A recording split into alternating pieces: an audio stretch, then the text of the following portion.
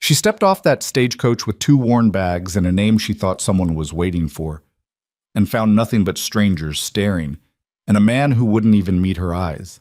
He had already chosen another woman, a richer one. While Alara Whitlock had been riding 3 days through dust and heat, her future had been sold to someone else without a single word of warning. The whole town watched. Nobody moved to help her. This is the story of a woman they tried to throw away, and what happened when she refused to go. If this story speaks to you, hit that like button and drop a comment telling me what city you're watching from. I want to see how far this story travels. The stagecoach pulled into Dry Creek just past noon on a Thursday, and the first thing Alara Whitlock noticed was how quiet everything went. Not peaceful quiet. Not the kind of quiet that settles over a place between conversations or between gusts of wind. This was the particular quiet of people stopping what they were doing to look at something they hadn't expected, or something they already knew about and were waiting to see play out. She noticed it the moment the driver pulled the horses to a stop in front of the general store and the dust began to settle around the wheels. A woman hanging laundry on a line across the street had gone still with a sheet half raised in her hands. Two men leaning against a post near the livery stable had turned their heads toward the coach without making any effort to pretend they weren't looking. A boy of maybe 10 years old stood in the middle of the street with a stick in his hand and his mouth slightly open. Alara told herself she was imagining things, told herself she was tired and hungry and her back ached from the bench seat, and her mind was spinning stories out of ordinary silence. She took the driver's offered hand to step down and smoothed the front of her blue traveling dress, the nicest thing she owned, the dress she'd taken care not to wrinkle during the 3-day journey, the dress she had worn because she wanted to look like someone worth choosing. Her boot heel hit the dry earth of Dry Creek's main street, and she straightened her spine and lifted her chin the way her mother had taught her, back when her mother was still alive and the world had still made a recognizable kind of sense. "Alara Whitlock," she said, more to herself than to anyone else. A quiet reminder. "That's who you are. Don't forget it." She looked around for Harlan Cobb. He had described himself in letters as a man of middling height with red hair going gray at the temples, usually wearing a brown vest on workdays. A merchant. Dry goods and trading, some cattle investment on the side. 41 years old, a widower for 6 years, looking for a capable woman to run a household and be a proper companion. His letters had been formal, but not unkind. He had told her she came highly recommended from the marriage broker in St. Louis, that her references were sound, that he looked forward to meeting her in person. He had signed every letter yours in anticipation, H. Cobb. She did not see a man in a brown vest. She did not see red hair going gray. She did not see anyone walking toward her with the purposeful stride of a man meeting someone he had been waiting for. What she saw instead was a gap, the particular shape of an absence where a person was supposed to be. The driver set her 2 bags on the ground beside her and climbed back up to his seat. He didn't say anything. She had noticed him going quiet about 20 miles outside of town, after he'd picked up a passenger who'd ridden only 15 miles before getting off at a farmstead. That passenger, an older woman with quick eyes, had leaned toward the driver and said something Alara hadn't been able to hear over the sound of the wheels and the wind. After that, the driver had stopped making conversation. She had thought nothing of it at the time. Now she began to think about it. "Excuse me," she said to the nearest person, a woman of about 50 with flour on her apron, standing in the doorway of what appeared to be a bakery. "I'm looking for a man named Harlan Cobb. Do you know where I might find him?" The woman's expression didn't change exactly, but something shifted behind her eyes. She glanced quickly toward a point somewhere past Alara's shoulder, then back. "Cobb's store is down the end of the block," the woman said. Her voice was flat, careful. The voice of someone choosing every word like she was picking stones out of a riverbed. "Left side. Sign says Cobb Mercantile." "Thank you," Alara said.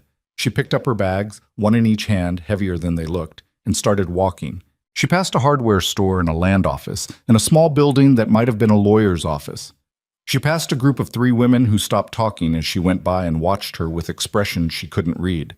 She passed a water trough where a horse stood drinking, entirely indifferent to the whole situation, which Alara found briefly comforting. Cobb Mercantile had a wide front window and a painted sign that was starting to peel at the lower right corner. Through the glass she could see shelves of dry goods, bolts of fabric, barrels along one wall, a counter with a brass scale on it. She could also see Harlan Cobb. He was exactly as he had described, Middling height, red hair silver at the temples, brown vest. He was standing behind the counter talking to a young woman whose back was to the window. The young woman was laughing at something he'd said, her hand resting lightly on the edge of the counter, and Harlan Cobb was smiling in a way that Alara had never seen in any of his letters. Something unguarded and almost young-looking on his middle-aged face. Alara stood on the boardwalk outside with her bags in her hands and watched this for a moment longer than she should have. She told herself, "Go in. This might be nothing. Go in and introduce yourself and stop constructing catastrophes out of nothing." She pushed open the door. The bell above it rang. The young woman turned and Alara got a clear look at her. Maybe 20, dark-haired, pretty in an open and uncomplicated way, wearing a dress that was clearly new and clearly expensive. She had the kind of face that didn't seem to know yet that the world could be unkind. Harlan Cobb's expression when he saw Alara was the worst part. Not surprised, not guilty, just resigned. The face of a man who had been expecting an unpleasant thing and was now watching it arrive on schedule. "Miss Whitlock," he said. "Mr. Cobb," she said. "I've come a long way." "Yes." He set down the pen he'd been holding. There's been a change in circumstances. I should have written sooner. I owe you an apology for that." The young woman had gone very still. Her eyes moved between Alara and Harlan Cobb with quick, intelligent comprehension. "What kind of change?" Alara said. It wasn't a question. Her voice was steady. She was proud of that later, that her voice didn't break or shake or climb into a register that would have given anyone watching through the window something dramatic to report. Harlan Cobb cleared his throat. "I've entered into an arrangement with Miss Delia Forsyth. Her family is, well, her father and I have come to an agreement about the business. It made sense to—" He stopped. Tried again. "I'm sorry, Miss Whitlock. The situation changed before I could reach you in time." "Her family," Alara repeated. "Her father has capital to invest in the mercantile. It changes things. You understand. I understand that I rode 3 days on a stagecoach with the expectation of a life at the end of it," Alara said. Her voice was still steady. She felt something cold settling in her chest. Not grief exactly, more like the particular sensation of watching a floor you thought was solid reveal itself as rotten. "I understand that I gave up my position in St. Louis based on letters you signed. I understand that I have 2 bags and $17, and I am standing in a town where I know no one." Delia Forsyth had the decency to look uncomfortable. Harlan Cobb looked at the counter. "I'll pay your fare back to St. Louis," he said. "The next coach comes through in 10 days. "And where am I to stay for 10 days? "The boarding house on 2nd Street takes women travelers. I'll cover the first few nights, given the—" He gestured vaguely. "The inconvenience." The word landed in the room like a dropped stone. Inconvenience. 3 days of travel, a life reorganized, a future dismantled, an inconvenience. Alara set her bags down on the floor of the mercantile very carefully. She took one long breath. She looked at Harlan Cobb, and she looked at Delia Forsyth, who was young enough that Alara found she couldn't hold any real anger at her. The girl hadn't known, probably hadn't known any of it until this moment. "Keep your money," Alara said. She picked up her bags and walked out. The street felt different than it had 10 minutes ago. She was aware that she had become a kind of event, not the arrival of an expected person, but something more uncomfortable. The woman who had traveled to be married and discovered she had been discarded before she arrived. By now it would be moving through Dry Creek in the particular fast and whispered way that news moves through small towns, through back doors, and across fences, and over the counters of shops where people came in for nails and left knowing about someone else's private calamity. She walked to the far end of the street and stopped in front of the livery stable, out of the main flow of foot traffic, and she tried to think. She had $17. She had 2 bags. She had skills. She could cook. She could keep accounts. She could manage a household. She could read and write and do sums.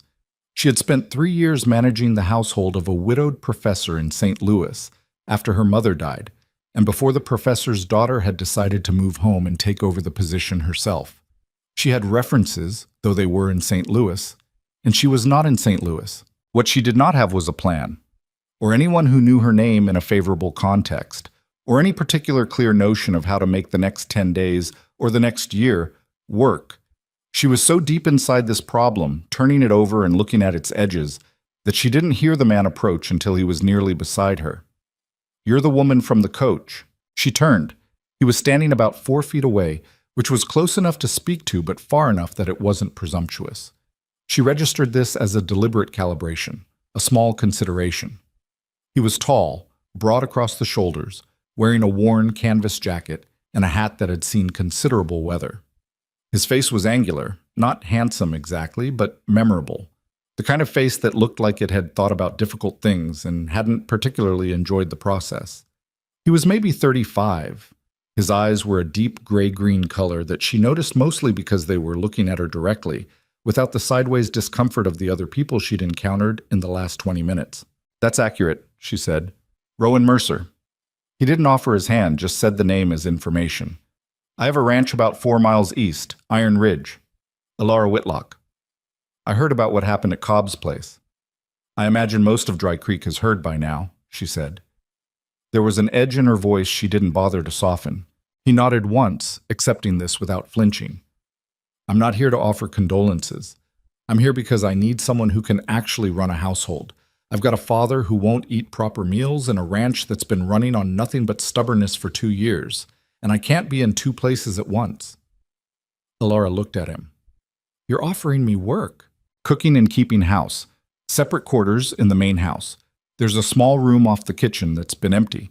Meals included, $1.50 a week." He paused. "It's not what you came here for, I understand that, but it's honest work and you'd have a roof." She studied his face, looking for the thing underneath the offer, the assumption, the expectation, the part he wasn't saying. Men who offered things to women alone in unfamiliar towns usually had a part they weren't saying. She didn't find one. What she found instead was something that looked like straightforward pragmatism, and maybe, around the edges, a kind of recognition, as if he understood what it was to need a practical solution to an impossible situation and wasn't interested in making it complicated. "You don't know anything about me," she said. "I know you walked out of Cobb's store without crying, without raising your voice, and without accepting his charity," Rowan Mercer said. "That tells me enough to take a chance on." The road to Iron Ridge was unpaved and rutted, and Rowan Mercer drove the wagon without much conversation, which Elara appreciated. She was tired of performing composure. In the silence, she could let it slip a little, let herself sit with the specific weight of what had happened without having to narrate it for anyone. The land out here was big in a way that still surprised her, even after 3 days of stagecoach travel through it. The sky was enormous. The grass rolled out in long yellow waves toward hills in the distance. Occasional stands of cottonwood marked where water ran somewhere underground. It was nothing like St. Louis, which had pressed itself into every available inch of its riverbank and pushed upward and inward, and always had the feeling of too many people sharing too little space. This was the opposite problem. Too much space. Not enough people to fill it. "Your father lives on the ranch?" she asked, after a mile or so. "He does." Rowan's voice was neutral, in a way that suggested the subject was not simple. "You mentioned he won't eat proper meals." "He won't do much of anything proper. Not since my mother died 4 years ago." He kept his eyes on the road. "He gets up. He does the minimum. He goes to bed. If I put food in front of him, he'll eat it, but he won't seek it out and he won't sit at the table. He's been living in his room mostly, has his meals there when he has them." Elara absorbed this. How long has it been like that? Since the week after the funeral. 4 years. She thought about what 4 years of that kind of stillness did to a person, not just to the person living it, but to everyone around it. The way grief, when it sits too long without moving, starts to feel like the natural condition of a place rather than a wound that happened to it. And the ranch itself? We've kept it running, barely. Something shifted in his jaw, a tightening, quickly released. Lost 2 good hands last spring. Couldn't afford to keep them on. I've been managing the cattle with 1 part-time man and whatever I can do myself. The house has been... He paused. The house has been neglected. I see. I'm not asking you to fix everything, he said. I'm asking you to cook and keep house. That's all. The rest isn't your concern. She thought, it becomes your concern the moment you walk through the door. That's how houses work. But she didn't say it. There would be time to see what was actually needed before she started making promises about what she could do. The ranch came into view as the road crested a low rise. A main house of weathered timber, a barn, a smaller outbuilding, a corral where 3 horses stood in the afternoon heat. It was not large and it was not beautiful, but it had the quality of a place that had been built to last and had in fact lasted, even if the lasting had cost it something in appearance. The fence along the front was missing 2 posts. The porch railing on the east side had come loose. The kitchen garden plot, visible from the road, had gone to weeds. Elara looked at all of it and didn't say anything. Rowan pulled the wagon to a stop near the front porch. He got down and came around to her side out of what appeared to be habit rather than ceremony. She stepped down before he could offer his hand, not rudely, just efficiently, and picked up her bags. "I'll show you the room," he said. The inside of the house was exactly what she'd expected from the outside. Not filthy, but dim and sparse, and carrying the particular atmosphere of a space that had stopped being cared for. The kitchen was functional, but had grease built up on the stove that suggested months of minimal cleaning. The main room had furniture arranged around a fireplace, and the furniture was good quality but covered in a fine layer of dust. The curtains on the front windows were faded to the color of old bone. There were photographs on the mantelpiece. A woman who must have been Rowan's mother, dark-eyed with a slight smile that looked like it was trying to be dignified and not quite succeeding, which made her face interesting. A younger Rowan, barely recognizable as the same man. Something looser in his expression back then, something less weathered. A family portrait. The mother. A man who must be Gideon, Rowan as a teenager, and a small child who might have been a younger sibling or might have been someone else entirely. She didn't ask. The room off the kitchen was small. A narrow bed, a window that looked out toward the barn, a hook on the wall for hanging clothes, a washstand with a cracked basin. But the mattress was sound and the floor was solid and the window let in the afternoon light. "It'll do," she said. Rowan nodded. He seemed relieved, though he didn't show it in any obvious way. "There's food in the larder. Not much, but enough for tonight. I'll go to town tomorrow for supplies. Give me a list of what you need and I'll tell you what you've forgotten," she said. Something moved across his face. Not quite amusement, but something adjacent to it. "All right," he said. "I'll get you the list." He left her to settle in, and she heard his boots on the kitchen floor and then the back door opening and closing. And then she was alone in the small room with her 2 bags and the cracked basin and the light coming through the window onto the bare wooden floor. She sat down on the edge of the narrow bed. For a moment, just a moment, she let herself feel the full weight of the day. The stagecoach, the street, Harlan Cobb's resigned face, the word inconvenience, the walk to the livery stable, the man who'd appeared out of nowhere and offered her something that was not what she'd wanted and not what she'd planned for, and was possibly, in a practical and unsentimental way, the only reasonable option available. She sat with all of it for exactly as long as she could afford to. Then she stood up, unpacked the most necessary things, hung her second dress on the hook, and went to see what state the kitchen was in. Bonk. The kitchen was a project. Not ruined, see. Nothing structural was wrong with it. The stove worked, the pump at the sink functioned. The larder had a reasonable if sparse collection of supplies. But it was the kind of kitchen that had been run on the principle of minimum necessary effort for a long time, and minimum necessary effort, sustained over years, accumulates in specific and visible ways. The grease on the stove was the first problem. Then the larder shelves, which had food on them, but arranged with no system. Cornmeal next to soap, a tin of sardines behind a jar of honey, a sack of flour that had gone slightly damp at the bottom and needed to be checked. The pots and pans were sound, but hadn't been seasoned properly in what looked like years.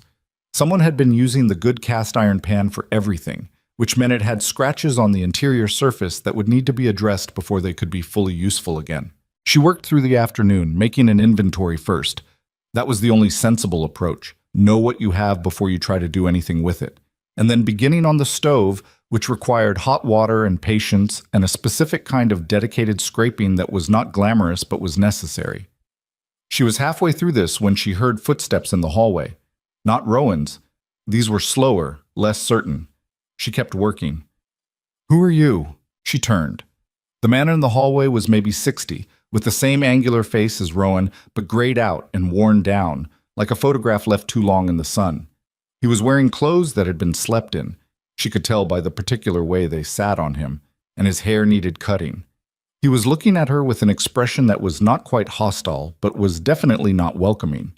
Mostly he looked like a man who had been disturbed from somewhere private and was irritated about it.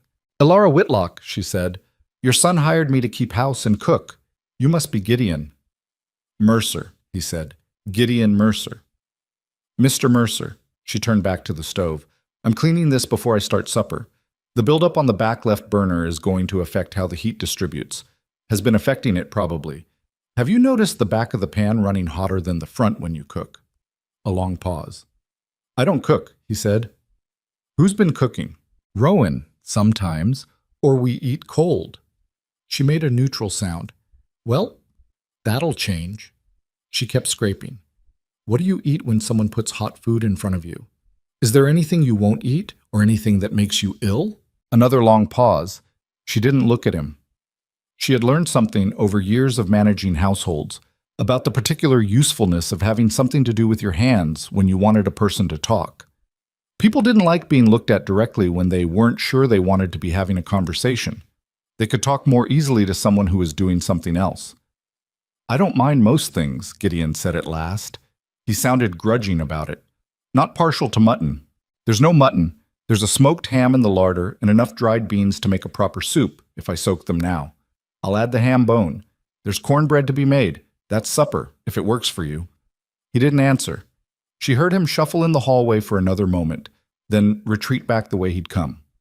Elara put the beans to soak. Rowan came in from the barn just before 6 o'clock and stopped in the kitchen doorway. The stove was clean. The table had been wiped down. Something that smelled like actual food, bean soup, ham, the beginning of cornbread in the Dutch oven, was underway in a way that suggested it had been underway for some time and knew what it was doing. Elara was at the counter rolling out cornbread dough with a focus that suggested she was not thinking about anything except the task in front of her, which Rowan somehow doubted. "You didn't have to do all this today," he said. "I know." She didn't look up. "The stove needed it before I could cook anything properly on it. The left rear burner was insulated with grease buildup." He looked at the stove. It was, he noticed, cleaner than it had been in probably 2 years. He felt something complicated about this. Grateful, and also obscurely ashamed in the way you feel ashamed when someone sees the evidence of how badly you've been managing. "My father came out of his room," he said. "I know. We spoke briefly." Rowan looked at her. "You spoke to him?" "He came to see who I was." "I told him." "We discussed supper." She shaped the dough into a round and set it in the Dutch oven. "He doesn't like mutton. There isn't any mutton, so that's fine." Something was happening in Rowan's chest that he couldn't quite name, a shifting, like something that had been braced against a particular weight and found the weight briefly lessened. He'd been trying to get his father to engage with the household in any normal way for 4 years. He'd tried talking, tried waiting, tried saying nothing, tried being patient, tried being less patient. He'd served his father's meals in his room without comment, and he'd once, in a moment of tired frustration, said more than he should have about the importance of sitting at a table like a person. None of it had worked. She had been here 4 hours, and the man had come out of his room and had a conversation about mutton. "How did you manage that?" Rowan asked. "I kept cleaning," Elara said. She set the Dutch oven on the stove and adjusted the heat with the confidence of someone who had done this particular thing many times. People can ignore you easier when you're looking at them. They talk more when you're not. The first week passed in a kind of provisional rhythm. Elara cooked and cleaned with a methodical efficiency that required no particular guidance.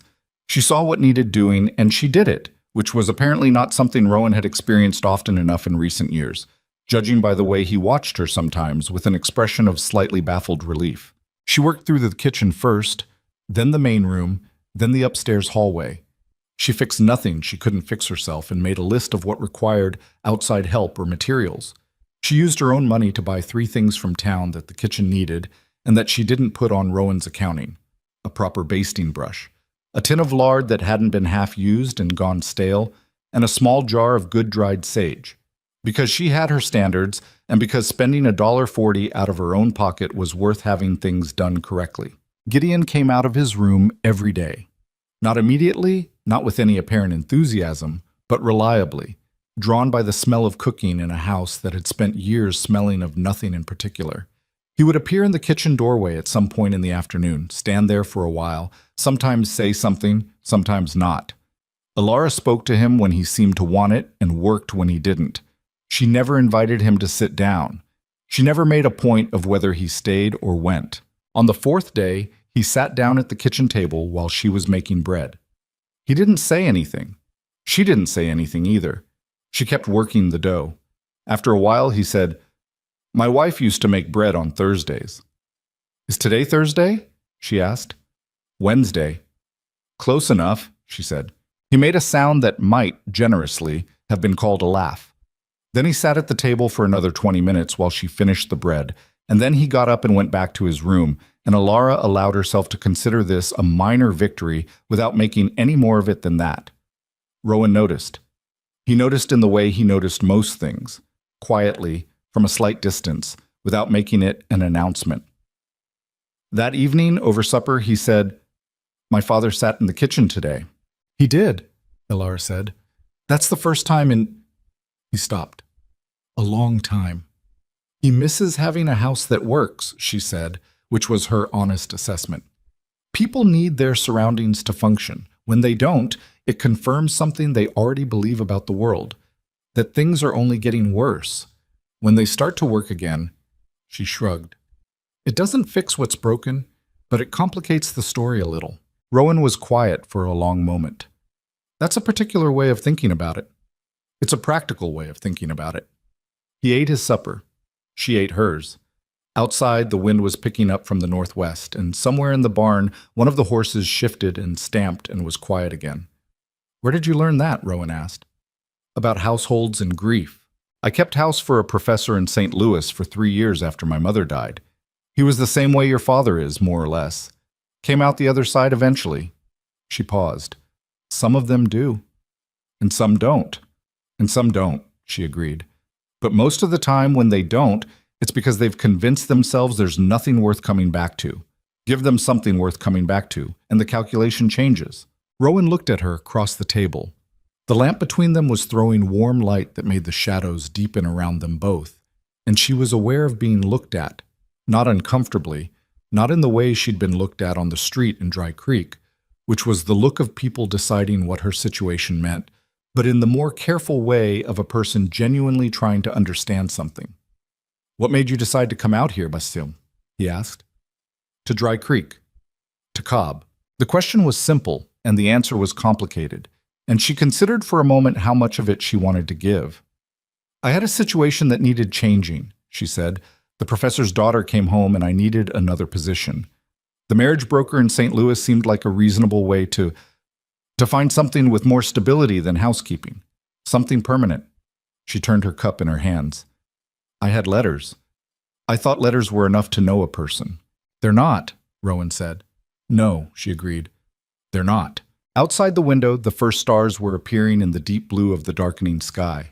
Alara thought about the letters she had kept, the careful stack of them in her bag, the careful way she had reread each one looking for something she might have missed, some sign, some warning, some sentence that should have told her what she was walking into.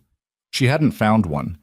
Harlan Cobb's letters had been exactly what they appeared to be, the letters of a practical man looking for a practical arrangement, who had found a more practical arrangement before she arrived, and who had not had the decency or the courage to write and tell her. She was still angry about it, in a quiet way that sat underneath everything else and occasionally surfaced. "He should have written," she said. "He should have," Rowan said. "Why? The money he offered to pay my fare back. I should probably have taken it." "Why didn't you?" She looked up at him. "Because taking it would have meant letting him define what I was owed. He thought he owed me a bus fare home. I think he owed me considerably more than that, and since I couldn't get what he actually owed me, I wasn't going to let him off cheap by accepting what he thought was sufficient." Rowan was quiet for a moment. "That's—" He stopped. "Go ahead," she said. "I was going to say it's stubborn. It is stubborn. It's also the only form of dignity available to me in that particular moment.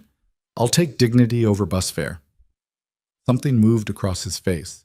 Quickly, not quite a smile, but related to one. He looked down at his plate and then back up.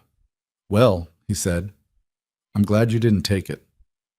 On the 9th day, Alara found the letter. She was not snooping. She wanted to be clear about that later, even if only to herself. She was cleaning the shelf in the main room, the one behind the armchair, where papers and receipts tended to accumulate in households where someone was doing the practical work of running a ranch and didn't always have time to file things properly. She was making a pile of things that appeared to be current and another pile of things that appeared to be old, preparatory to asking Rowan which was which. The letter was in the second pile. It was addressed to her. Not to Alara Whitlock of Dry Creek, not to Alara Whitlock in care of Harlan Cobb, to Alara Whitlock, with an address in St. Louis that she recognized as her brother Thomas's house. Opened, but she could see from the way the envelope was folded that it had been read and refolded more than once. She stood very still for a moment, the letter in her hand, trying to understand what it was doing here. In this house, on this shelf, behind this armchair. Then she began to understand. Her hands were steady when she opened it. She'd gotten good at keeping her hands steady. The letter was from a man named Gerald Forsythe, Delia Forsythe's father. It was addressed not to her but to Thomas Whitlock, her brother, and it referenced arrangements made between them. A sum of money paid in exchange for arranging Alara's placement through the marriage broker, a promised return on an investment that Forsythe had made in Cobb Mercantile, and a series of agreements that Alara, reading carefully, came to understand had nothing to do with her welfare and everything to do with a financial transaction in which she was the commodity being traded. Thomas had sold her placement. He had taken money from Forsythe in exchange for ensuring that Alara was the woman sent to Harlan Cobb. And Forsythe had done this because he'd needed Cobb committed to a wife before he could renegotiate the terms of his investment in the mercantile. Once Alara was already in transit, already on the stagecoach, the deal could be restructured with his own daughter substituted in her place, and by the time Alara arrived, the whole arrangement would already be fait accompli. She had not been sent west to find a better life. She had been sent west because she was useful and then disposable in the specific sequence that made someone else's business transaction work. The letter had somehow ended up in Rowan's house, and she couldn't yet work out why. She put it in her apron pocket. She finished cleaning the shelf. She made supper. She waited. When Rowan came in from the barn that evening, she was sitting at the kitchen table with the letter in front of her. He saw it immediately. She watched his face and saw the specific shift of a person who recognizes something they've been hoping would stay unfound. "Sit down," she said. He sat. "Tell me how this ended up in your house," she said. He was quiet for a long moment. Then, "It came to me through one of my hands. Ben Cook. He used to work for me. He does odd jobs around town now, including sometimes for Cobb. He found it in Cobb's back office and brought it to me because..." He stopped. "Because he thought you deserved to know." "When did it arrive?" 2 days after you did." Alara looked at the letter and then at Rowan. "You knew about this." "I knew something had happened that was worse than a changed arrangement. I didn't know the specifics until I read it." He met her eyes. "I didn't know how to tell you. You let me work for 9 days in your kitchen. I let you work for 9 days in my kitchen because you needed somewhere to be and because telling you this on the first day or the second or the fifth seemed like adding another blow when you were already figuring out how to stand up from the last one." He looked at his hands on the table. "I'm not sure that was right. I'm telling you now because I think you found your footing." Alara sat with this. The fire in the stove ticked. Outside, the wind had settled to a low sound under the eaves. "Thomas," she said finally. "My brother. The letter suggests he was paid $200. $200! She turned this over in her mind, looking at it from all the angles available. $200 was not a small sum for a family in Thomas's circumstances. She knew his circumstances well, had spent years watching him struggle to manage a household he wasn't quite suited to managing. It was not a small sum. It also wasn't very much for a person. "He always said I was a burden," she said. Her voice was flat. Not wounded, past wounded, into something colder and more clearly lit. "Since our mother died. He has a wife, 3 children, a house that's too expensive for what he earns. I was an expense, an obligation he hadn't asked for." She paused. "I thought he'd arranged the broker because he thought it was a good opportunity for me. I actually thought that. I'm sorry, Rowan said. Don't be sorry, she said. Be useful. She looked up at him. Who in this town would know about the legal side of this? If there were forged documents, if they tried to attach a debt to my name. There's a lawyer named Aldous Webb, Rowan said. He's honest, which is rarer than it should be. Can you take me to him tomorrow morning? Yes. Then we'll go tomorrow morning. She folded the letter and put it back in her apron pocket. She stood up. I'm going to finish the dishes, and then I'm going to go to bed. And tomorrow, I'm going to find out exactly what's been done to my name and what it's going to take to undo it. Rowan stood too. He was looking at her with that expression again, the careful, measuring look that she'd noticed across the supper table a week ago. You're not... He hesitated. You don't seem as upset as I would have expected. I'm furious, she said clearly. I'll be furious for a long time. But being furious isn't the same as falling apart, and I don't have the luxury of falling apart right now. She picked up the dish towel. Go check on your father. He seemed restless today. I think it's the wind. It bothers him. Rowan went to check on his father. Alara washed the dishes and thought about her brother, and about what it meant to be sent away and called a burden, and about what it was going to cost her to unwind what had been done to her name, and about the specific texture of the kind of anger that doesn't have anywhere to put itself yet, and so just sits quietly and waits for the moment when it can be useful. She washed every dish very thoroughly. She hung the towel on its hook. She went to bed. She did not sleep for a long time. The morning came in gray and cold, with a low mist sitting on the grass that didn't burn off until nearly 9. Alara was up before dawn. She hadn't slept well enough to bother trying past 5 o'clock, and had coffee on the stove and biscuits in the oven by the time Rowan came downstairs. He looked at her, and she looked at him, and neither of them mentioned the night before, which was the correct approach. There was nothing useful to add to what had already been said. The plan was made. They would go to town and see Aldous Webb, and that was the next thing. Gideon appeared in the kitchen doorway while she was pulling the biscuits out, which had become his habit over the past week and a half. Drawn by the smell, or by something else she couldn't name, some slow-returning current that she didn't want to examine too closely for fear of disrupting it. You're going to town, he said. It wasn't a question. This morning, Rowan said, back by afternoon. Gideon looked at Alara. His eyes were sharp this morning in a way they weren't always. Some days he seemed barely present, like a man watching everything from behind thick glass, and other days whatever was behind the glass pressed closer to the surface. Today was one of the closer days. Is it about what happened at Cobb's place? He said. Alara set the biscuit pan on the stove top. It is. Rowan told me some of it. He was quiet for a moment. There's more to it than what he told me. There is, she said. I'll tell you the rest when we get back. She looked at him steadily. If you want to know. Something moved across Gideon's face. Not surprise exactly, but the expression of a man who had become accustomed to being managed around, and had just been offered a different kind of treatment. He stood in the doorway for another moment, then came to the table and sat down. He reached for a biscuit without being asked. I'll want to know, he said. Aldous Webb's office was on the second floor of a building above the telegraph office, accessible by a narrow staircase that smelled of old paper and pipe tobacco. The man himself was about 60, thin, with wire-rimmed glasses, and the unhurried manner of someone who had learned long ago that being hurried rarely improved outcomes. His desk was covered in organized stacks that would have looked chaotic to anyone but him, and his bookcases were packed floor to ceiling with volumes that had actually been read, judging by the cracked spines. He read the letter twice without speaking. Then he set it on the desk and looked at Alara over the tops of his glasses. This is Forsyth's handwriting, he said. I've seen it on commercial contracts before. That much is verifiable. Is it enough? Alara asked. For what purpose? His voice was measured, not unkind, just precise. He wanted to be answering the right question. I was told there may be forged documents, she said, attaching a debt to my name. If that's the case, I want to know what it would take to challenge them. Webb folded his hands on the desk. Where did you hear about forged documents? I don't know yet that they exist, she said honestly. But given what's in that letter, it seems like the kind of thing that would happen next.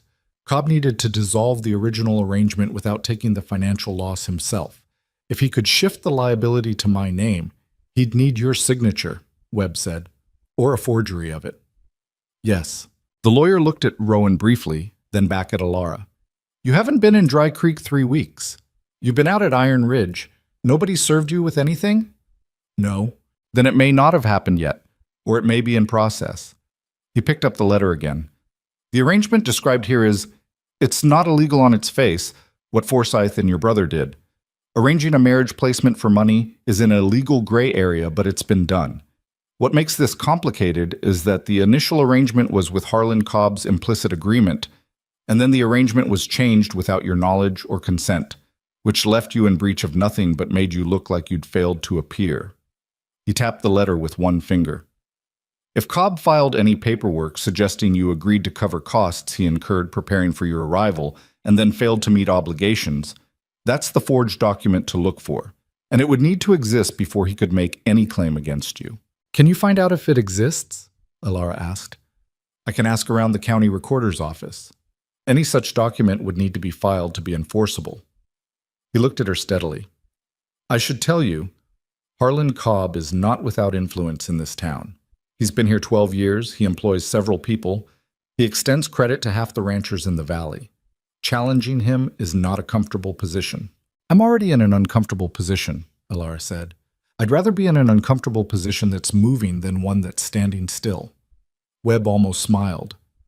I'll look into the recorder's office this afternoon. Can you come back the day after tomorrow? Yes, she said. We can. Tut. On the way back out through town, Rowan stopped at the feed supply to collect an order he'd placed the previous week. He told her he'd be 20 minutes, and she said she'd wait by the wagon, and she was doing exactly that when she heard her name spoken in a voice she didn't recognize. She turned. 2 women were crossing the street toward the general store. Not toward her, just crossing in her general direction. One of them was the woman with flour on her apron from her first day, the bakery woman, and the other was younger, someone Alara hadn't seen before. They were talking to each other, and one of them had said her name, and then they both looked up and saw her standing by the wagon and went quiet. It was such a clear and complete silence that there was no pretending it hadn't happened. The bakery woman had the grace to look uncomfortable. She gave Alara a brief, tight nod and kept walking. The younger woman looked away. Alara watched them go into the general store, Cobb's store, and stayed where she was. She understood the mechanics of it clearly enough. She was, in Dry Creek, the woman who had arrived to marry Harlan Cobb and been turned away. That was the story of her that existed in this town, and it was not a flattering story.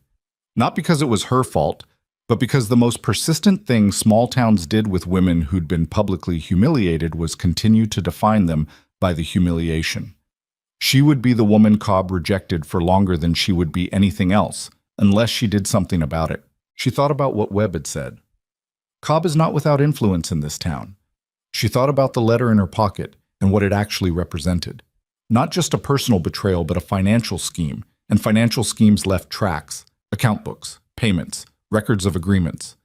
Rowan came back with his feed order loaded in the wagon bed and looked at her face and said, "What happened?" "Nothing specific," she said. "Just thinking about what happens if we find the documents, and they do exist." "What then?" "Then Webb takes it to the sheriff," Rowan said. He climbed up to the driver's seat and she settled beside him. "Or to the circuit judge if the sheriff is reluctant." "Is the sheriff the kind of man who'd be reluctant?" Rowan was quiet for a beat too long. "He's not dishonest," he said finally, "but he's careful about crossing people with money and standing. Cobb has both." He clicked the horses forward. "It would need to be clear-cut, not just the letter, something more concrete. Evidence of the forgery itself, or a witness who could testify to what was said or agreed." Alara rode beside him out of town and watched the buildings give way to open land and thought about witnesses and evidence and the specific problem of trying to prove something true when the people who could confirm it had every reason not to. "Your hand," she said. Ben Cook, the one who found the letter. "What about him? Would he testify to where he found it and how?" Rowan was quiet for a moment. "He might. He took a risk bringing it to me. That suggests he's not afraid of Cobb. Or he's already in a situation where Cobb's displeasure doesn't cost him much more than he's already losing." She was thinking out loud, not expecting answers. Either way, he's worth talking to. I'll find him, Rowan said. She nodded.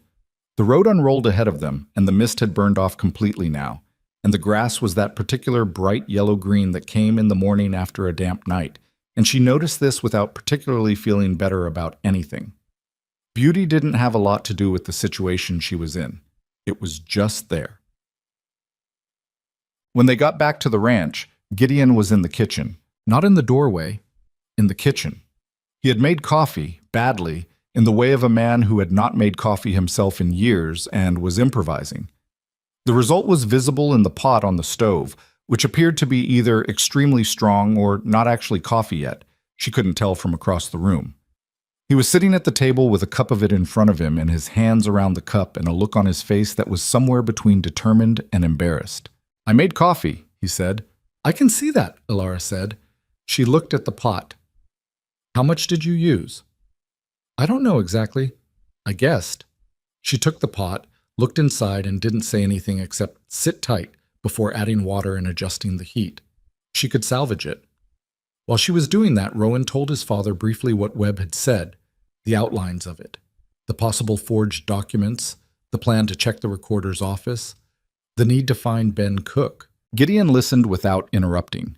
His cup was between his hands, and he was looking at the table, and he had, Ilara noticed from the corner of her eye, the alert stillness of a man paying close attention. When Rowan finished, Gideon was quiet for a moment. Then he said, "Forsyth, Gerald Forsyth." "You know him?" Ilara asked. "I know of him. He's been trying to expand his interests east of the valley for 3 years. Bought 2 ranches at prices that suggested the sellers didn't have much choice." He set down his cup. "He's careful about it. Does it through intermediaries. Never puts his name on the thing that's wrong, only on the things around it." "That's what the letter suggests," Ilara said. "He's not going to be easy to corner." Gideon said this not as discouragement, but as a fact, the way you'd note a hill grade before you tried to drive a wagon up it. He's got lawyers, and he's got money, and he's been doing this long enough to know how to make things hard to trace. He looked up at Ilara. "What did you find out at the lawyers?" She told him the rest of it, what she hadn't told him that morning, the fuller picture of what the letter described, Thomas's role in it, the money, what had likely been intended for her name. She told it flatly, without performing anything, which was the only way she could get through it without the anger surfacing in a way that would have made it harder to think clearly. Gideon listened to all of it. He didn't make a sound of sympathy or say anything that would have required her to respond to being pitied. What he said, when she finished, was, "Your brother took $200. "Yes." "And he'd have known what they intended to do." "I think he chose not to ask," she said, "which amounts to the same thing." Gideon was quiet for a moment. Then he said, "My father sold my mother's horse when she was sick and couldn't watch what he did with it. Told her it ran off.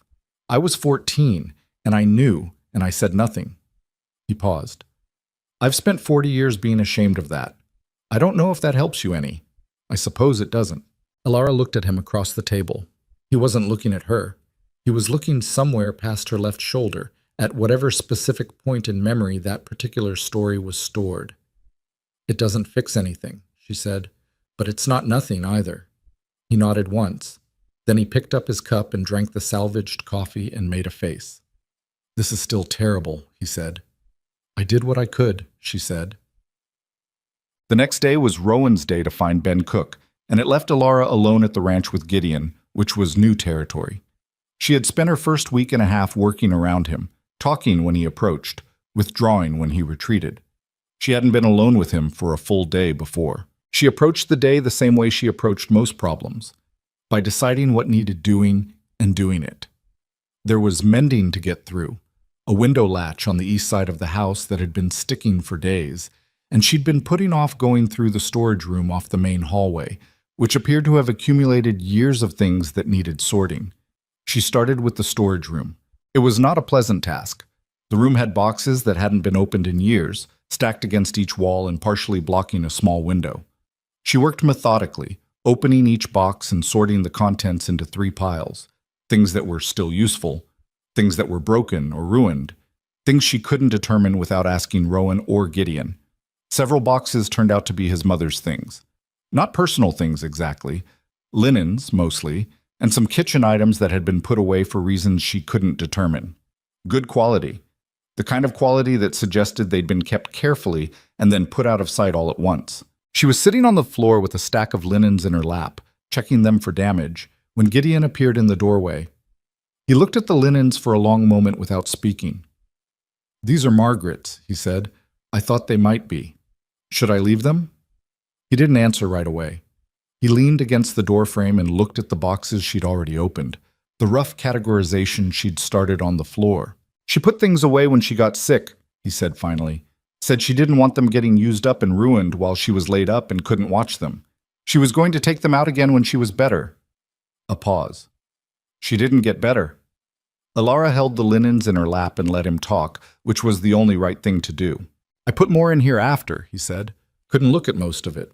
Couldn't throw it away either." He looked at her directly. "I'm not a man who's good at the middle ground.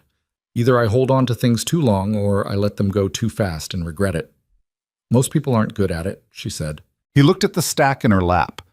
"Those are the dining linens. She used them for company." He was quiet for a moment. "We don't have company anymore. Haven't had anyone at that table in 4 years except me and Rowan eats fast and doesn't talk much, and I've been eating in my room anyway, so—" He stopped himself, seemed to hear what he'd just said. "I suppose there's no reason they need to stay in a box." Alara didn't make anything of it. She just set the linens in the useful pile neatly and reached for the next thing. Gideon stood in the doorway for another few minutes. Then he said, "I'll bring you some water. You've been in here an hour. It's dusty." He went to get water, and she heard him in the kitchen, and she heard the particular sound of a man moving through a house with something to do, which is a different sound altogether from a man moving through a house because he can't stand to stay still in one room. He brought the water. He set it on a box near the door. He looked at the linens in the useful pile. "You can put those in the dining room cabinet," he said. "Bottom shelf on the left. That's where they go." "All right," she said. He went back to whatever he'd been doing before. She kept sorting. Rowan came back that evening with a look on his face that meant he'd gotten somewhere, but not as far as he'd hoped. "Cook will talk," he said, sitting down at the supper table. "But he wants to know what he's talking toward before he commits to anything in front of a lawyer or the sheriff." "That's reasonable," Alara said. "What did he tell you informally?" "He says there's a document. He saw it in Cobb's office, a letter or something formatted like a letter, with a signature that was meant to look like yours. He didn't read the whole thing, but the wording at the top suggested it was some kind of agreement to take on Cobb's expenses for preparing for your arrival. Breach of contract, essentially, framed as if you'd agreed to compensate him if you failed to follow through." "I never signed anything," Alara said. "He knows that. That's why he brought the Forsyth letter to me." Rowan looked at her across the table. "The problem is that without seeing the document itself, we can't prove the signature is forged. Webb would need to compare it to something you actually signed. And even then, handwriting evidence is contested." Gideon, who had been eating quietly at his place at the table, he had come to the table again tonight, the third time in as many nights, though he still ate without much conversation and kept his eyes mostly on his plate, looked up. "The recorder's office," he said. "What about it?" Rowan asked. "If Cobb filed the document, it would be registered. If Webb can get a copy of the registered document, there will be a filing date. That date will tell you something." "How?" Alara asked. "Because if it's dated before your arrival, before you could have signed anything in Dry Creek, it's self-evidently forged." He went back to his food. That's the kind of thing that's hard to argue around.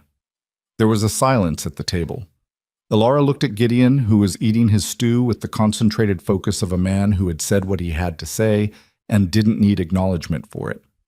"You've dealt with this kind of thing before," she said. He didn't look up. "I ran a ranch for 30 years. You deal with all kinds." Rowan caught her eye across the table. He had the expression of a man who had just seen his father say more useful words in 5 minutes than he'd managed in months, and didn't know whether to be relieved or sad about what that said about the previous months. Alara looked back at her plate. "Webb needs to check the filing date," she said. "That's what we tell him the day after tomorrow." "That's what we tell him," Rowan agreed. The fire in the stove settled. Outside, the wind had come up from the east, pushing at the windows in a low, steady way that made the house feel more solid by contrast, the way houses always did when the weather reminded them of what they were built to keep out. Gideon finished his stew. He didn't get up and take it to his room. He sat at the table and waited while Elara poured coffee, and he wrapped his hands around the cup the same way he had in the kitchen that morning, and he looked out the window at the dark pressing up against the glass, and he said, "Margaret used to say the east wind meant something was moving toward you, not arriving, just moving, still on its way." Nobody said anything for a moment. "She sounds like she had a lot of sayings," Elara said. "She did." Something shifted in Gideon's face, grief, but softer than she'd seen it before, less like a wound and more like a scar being touched. She had one for everything. Half the time she made them up on the spot and said her mother had told her. "I always knew, but I never said." He was quiet. "I should have said." She would have laughed. The lamp on the table threw soft light across all three of them, and the table and the cups and the rough grain of the wood beneath. And Elara thought, this is what it's supposed to be. A table with people at it, and something hot in their hands, and the wind outside making the inside matter more. She thought it without sentiment, just as an observation, the way she noted what was functional and what wasn't. This was functional, more than functional. She got up to clear the plates, and Gideon didn't go back to his room until after the dishes were done. Webb was already at his desk when they arrived, which suggested he'd come in early, which in turn suggested he'd found something. Elara had learned to read the posture of people who had news before they delivered it. There was a particular quality of contained energy in a person sitting with information they were waiting to release, like a spring under light tension. She was right. "Sit down," he said without preamble. They sat, Elara and Rowan in the two chairs across from his desk. They had left Gideon at the ranch not because he couldn't manage the trip, but because Rowan had been uncertain how his father would hold up, and Elara had agreed, though she suspected Gideon would have held up better than either of them expected. Webb set a single piece of paper on the desk between them. It was a copy. She could tell by the slight variation in ink density that it had been transcribed by hand rather than being the original document. "This was filed at the county recorder's office 11 days ago," he said, 3 days before you arrived in Dry Creek. Elara looked at the document. It was formatted as a letter of agreement, addressed from her name to Harlan Cobbs, acknowledging receipt of preparatory funds in the amount of $80 and agreeing to repay those funds in the event of failure to fulfill the terms of the arranged placement. At the bottom was a signature. The signature was not hers. It was close. Someone had made an effort. But the E in Elara tilted the wrong direction, and the W in Whitlock had a loop in it that she had never put there in her life.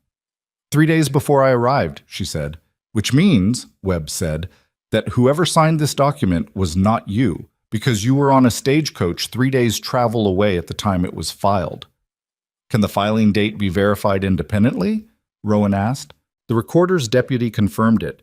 He also confirmed that the man who filed it was not Harlan Cobb personally, but a man acting on his behalf, described as middling height, dark coat, hat pulled low. Not an especially useful description. Webb folded his hands. But the date itself is registered in the county record book, which is a public document and cannot be altered without obvious evidence of tampering. Elara looked at the copied document in her hands. The forged signature. The careful architecture of a lie that had been constructed before she even stepped off the stagecoach. Built in advance, filed in advance, waiting for her like a trap with the door already set. "So the plan was never to make good on the original arrangement," she said. "It was always to use me to absorb whatever financial exposure Cobb had from the deal with Forsyth, and then use the forged document to hold the loss over my name if anything went wrong." "That's how I read it," Webb said. "Forsyth needed Cobb committed before he could renegotiate. Once you were in transit, you became the expendable piece. If the original deal fell through, if there were costs Cobb incurred preparing for your arrival, this document was the mechanism to make those costs yours instead of his." $80, Rowan said. His voice had a quality she hadn't heard from him before. Controlled, but close to something harder underneath. She was supposed to carry $80 in debt for a situation she didn't cause and didn't agree to. "That was the intent," Webb said. "Whether they would have moved to collect it is a separate question. It may have been insurance, a document that could be used to pressure her into silence if she made trouble about what happened. Or they may have intended to file a claim eventually, once she'd returned to St. Louis and had no local resources to fight it. He looked at Alara. Either way, the document exists, and now we know it exists. What do we do with it? She asked. Webb was quiet for a moment, in the careful way of a man deciding how honest to be about the difficulty of what came next. She appreciated that he didn't rush the pause. You have two options, he said. The first is to submit a formal challenge to the recorder's office and request the document be voided on the basis of fraud. That requires a sworn statement from you, evidence supporting the date discrepancy, and ideally a witness who can testify to the circumstances of how it was filed. The process is slow, weeks, possibly longer, and Cobb and Forsyth would be notified and have the opportunity to respond. In that time, things could get uncomfortable. Uncomfortable how? Rowan said. Cobb could file a claim against the document before the challenge is resolved. It would likely be dismissed eventually, but the interim would be messy. He paused. And Forsyth has lawyers who are good at making things last longer than they should. And the second option, Alara said, you request a public hearing before the sheriff. Present the evidence, the filing date, the Forsyth letter, a witness if Cook will testify, and make the case publicly rather than through administrative channels. It's faster. It's riskier. He looked at her over his glasses. It requires you to stand in front of this town and make your case directly. Some of these people already have opinions about your situation. They do, Alara said. A public hearing changes the nature of what this is. Right now, it's a legal dispute between private parties. In a public hearing, it becomes a matter of community record. He picked up his coffee cup, seemed to remember it was empty, set it back down. Cobb has standing in this community. If the hearing doesn't go clearly in your favor, the social cost to you is significant.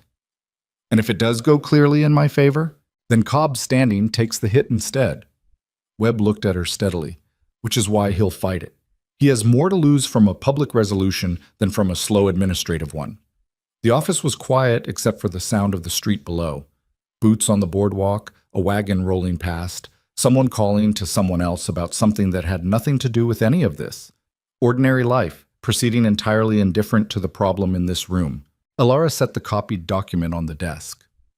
I want the hearing, she said. Rowan looked at her. Not to argue. She could tell the difference by now between his arguing look and his assessing look. This was assessment. You're sure? He said. The slow way gives them time to prepare, she said, and it keeps me in a position where I'm reacting to what they do instead of the other way around. I've been reacting since I got off that stagecoach. She looked at Webb. How quickly can we arrange it? I'll speak to Sheriff Aldridge today, Webb said. Given the nature of the evidence, he can't reasonably refuse to hear it. Whether he's enthusiastic about it is a separate matter, but he doesn't have the standing to decline. He paused.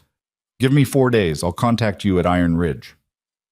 4 days was a long time to wait when you were sitting on something that wanted to move. Alara worked. She worked the way she always worked when her mind was going faster than the situation could accommodate, with her hands occupied and her attention split, part of it on the task and part of it running through the same ground again and again, testing the edges of what she knew, looking for what she'd missed. On the second day, a letter arrived. It came with the weekly post delivery carried by a rider who stopped at Iron Ridge on his route. Rowan brought it in from the porch and set it on the kitchen table in front of her and said nothing, which was the right choice because the handwriting on the front was Thomas's and the postmark was St. Louis, and she had not written to her brother since any of this began. She looked at it for a moment. Then she opened it. Thomas's letters had always been long in a way that substituted volume for directness. He wrote around things rather than at them, circling what he meant with qualifications and context until the actual point was buried somewhere in the middle. This letter was no different. He started with weather, then with his children's health, then with a mention of some business difficulties she didn't have context for, and then, in the fourth paragraph, he arrived at the reason he'd written. I understand there may be some confusion about the arrangements made for your placement, he wrote. I want to assure you that my intentions were entirely in your interest. The broker's fee was a standard arrangement, and I had every reason to believe Mr. Cobb was a reliable man. If circumstances changed after you departed, that is not something I could have anticipated. She read this 3 times. The broker's fee was a standard arrangement, not the payment from Forsyth. The broker's fee. He was reframing what he'd taken as a normal administrative cost, not the purchase price it actually was. I would urge you to resolve whatever misunderstanding has arisen quietly and without undue disruption, he continued.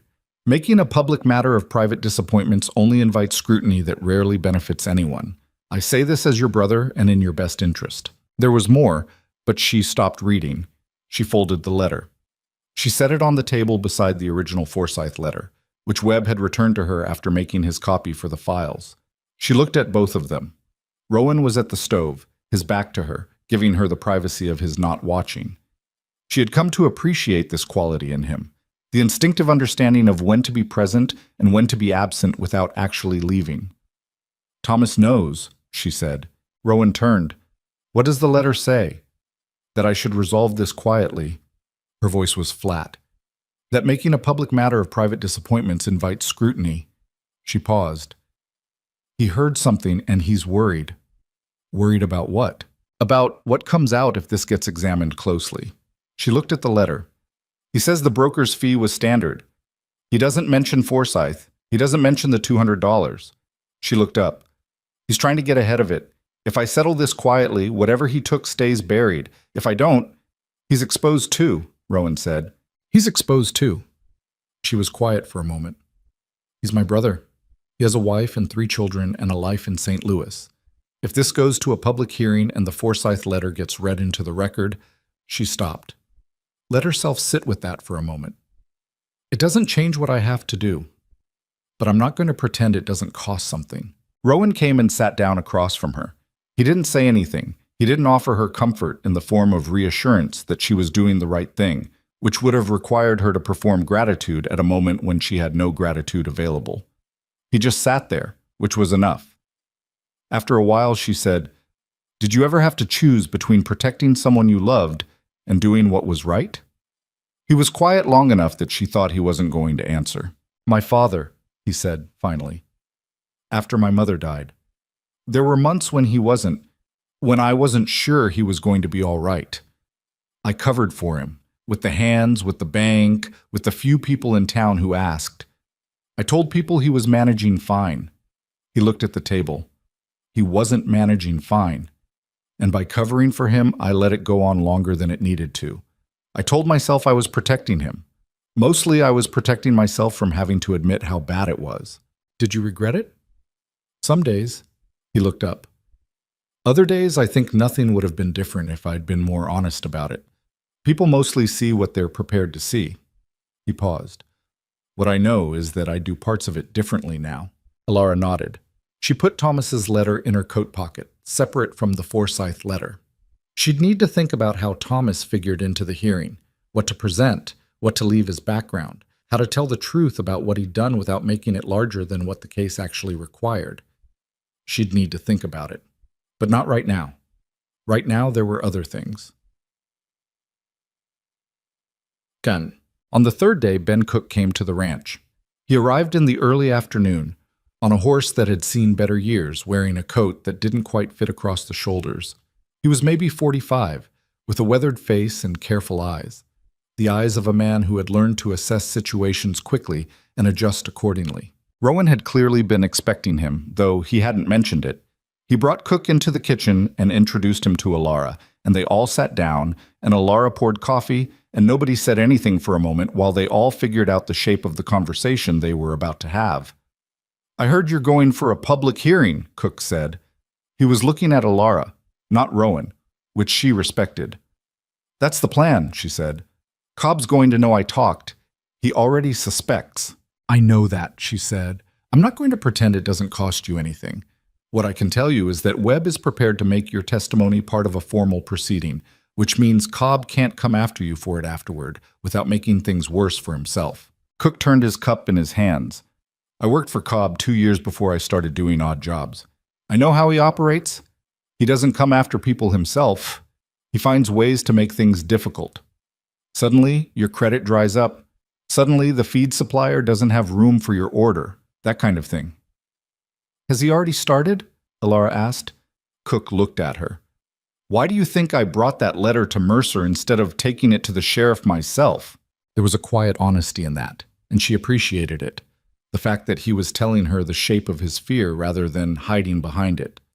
"What would you need," she said, "to feel like testifying was worth the risk?" He was quiet for a moment. "I need to know that if Cobb comes out of this with his standing intact, I'm not going to be the one who paid for something that didn't change anything." He looked at her directly. "I brought you that letter because I thought you deserved to know. I'll testify because I think what Cobb did was wrong. But I'm not a man of means. I can't absorb a lot of disruption." "The evidence is strong," Alara said. "The filing date alone is hard to argue around. Your testimony about seeing the document in Cobb's office is one piece of a larger picture, not the only piece." "Webb said the same thing," Cook said. "Then you've already talked to him." "Yesterday." He looked faintly embarrassed. "I wanted to know what I was walking into before I came here." She almost smiled. "That's sensible." He nodded. He drank his coffee. He looked out the kitchen window at the yard and the barn and the low hills in the distance. And he seemed to be making some internal calculation that she couldn't see the workings of, but recognized the shape of the assessment of what you're prepared to carry versus what the situation is asking you to carry. "All right," he said, "I'll testify. I'll tell Webb what I saw and when I saw it and how it ended up with Rowan." He set his cup down. "But I'm going to need you to actually win this." "I intend to," Alara said. Cool. The notification came the following morning, which meant Webb had moved faster than 4 days. Sheriff Aldridge had agreed to hold a public hearing in 3 days' time at the community hall on Main Street, open to any Dry Creek residents who wished to attend. The letter from Webb that accompanied the official notice said only, "Cobb received his notification this morning. He's already retained 2 lawyers from Harlow County. Prepare accordingly." She read this standing in the kitchen, Rowan beside her. "2 lawyers," he said. "He's scared," she said. "Scared men over-prepare. Scared men with money over-prepare in ways that are dangerous." "I know." She folded the notices. "We have 3 days. I need to write down everything I can document. Dates, amounts, the sequence of events, everything that can be verified independently. Webb needs it organized." "I can help with that," Rowan said. "I know you can." She looked at him. "I also need you to be honest with me about something." He waited. "This hearing is going to be public. Whatever comes out in it, about Cobb and Forsyth and the arrangement, it becomes part of how this town understands this ranch and this family." She met his eyes. "I came here as your housekeeper. That's the relationship. But when I stand up in that community hall, I'm not standing up as a housekeeper. I'm standing up as a woman who is asserting something on her own behalf, in public, in your town. That changes how people see things." She paused. "I want to know if that creates a problem for you." Rowan looked at her for a long moment. She held his gaze and waited. "The only problem I'd have," he said slowly, "is if you didn't stand up. If you settled quietly and went back to being the woman people whispered about on the street." Something moved in his expression. Not theatrical, just plain. "What happens to your name matters. And you have the right to fight for it in whatever way is available to you." She held his gaze for a moment longer than was strictly necessary. Then she looked down at the notices in her hand. "Then I need paper and a pen," she said. "And I need to start writing." Said. Gideon came to the kitchen that afternoon and found them at the table, papers spread between them, Alara dictating while Rowan wrote in the clear, deliberate hand of a man who'd learned penmanship as a practical skill rather than an ornamental one. He stood in the doorway and looked at the table and at the 2 of them working, and then he walked to his chair and sat down without waiting to be invited. "Read me what you have," he said. Rowan looked at his father. Alara looked at the papers. She picked up the first page. She read. Not everything, not the parts about Thomas, which she kept back, but the documented sequence, the letter of arrangement from Harlan Cobb, the dates, the Forsyth letter, the forged document and its filing date, Cook's account of what he'd seen. When she finished, the kitchen was quiet. Gideon had his elbows on the table and his chin in his hands, in the posture of a man thinking hard. "You need something that ties Forsyth to the filing of the forged document," he said. "The Forsyth letter ties him to the original scheme, but if his lawyers argue he had no knowledge of how Cobb chose to handle the fallout, they can create a gap between the conspiracy and the crime." Webb raised the same concern, Alara said. Is there anything in Cobb's history that shows a pattern? Other disputes where documents surfaced after the fact? He looked at Rowan. I've heard things over the years, stories. Rowan was quiet for a moment. There was a situation 3 years ago, maybe 4. A rancher named Selby, east of town. He had a dispute with Cobb over a feed bill, claimed the bill had been inflated after he'd already paid it. The thing got dropped, but people talked about it. Selby, Gideon said. Hal Selby. He sold his place and moved on eventually, but he'd still be within reach if someone knew where to look. A pattern of behavior, Alara said. She was writing now, fast. Even if Selby's situation can't be formally introduced, it gives Webb context. It tells him what kind of man he's dealing with and how he operates. It's also the kind of thing that, once it's mentioned informally, tends to remind people of other things they've heard, Gideon said. He wasn't looking at either of them. He was looking at the table, following some internal line of reasoning. Small towns run on precedent. If people in that hearing room start remembering that Cobb has done this before, without anyone actually saying it, Rowan said, you don't have to say it. You just have to put the right things in the room. Gideon looked up at Alara. That's how it works, more often than not. The case you win in front of a sheriff is the one where the room is already half convinced before the evidence gets laid out. Alara looked at this man who had spent 4 years in a room by himself and was now sitting at this table under the yellow light of the kitchen lamp, turning out to have a precise and practical understanding of how communities worked and how people moved within them.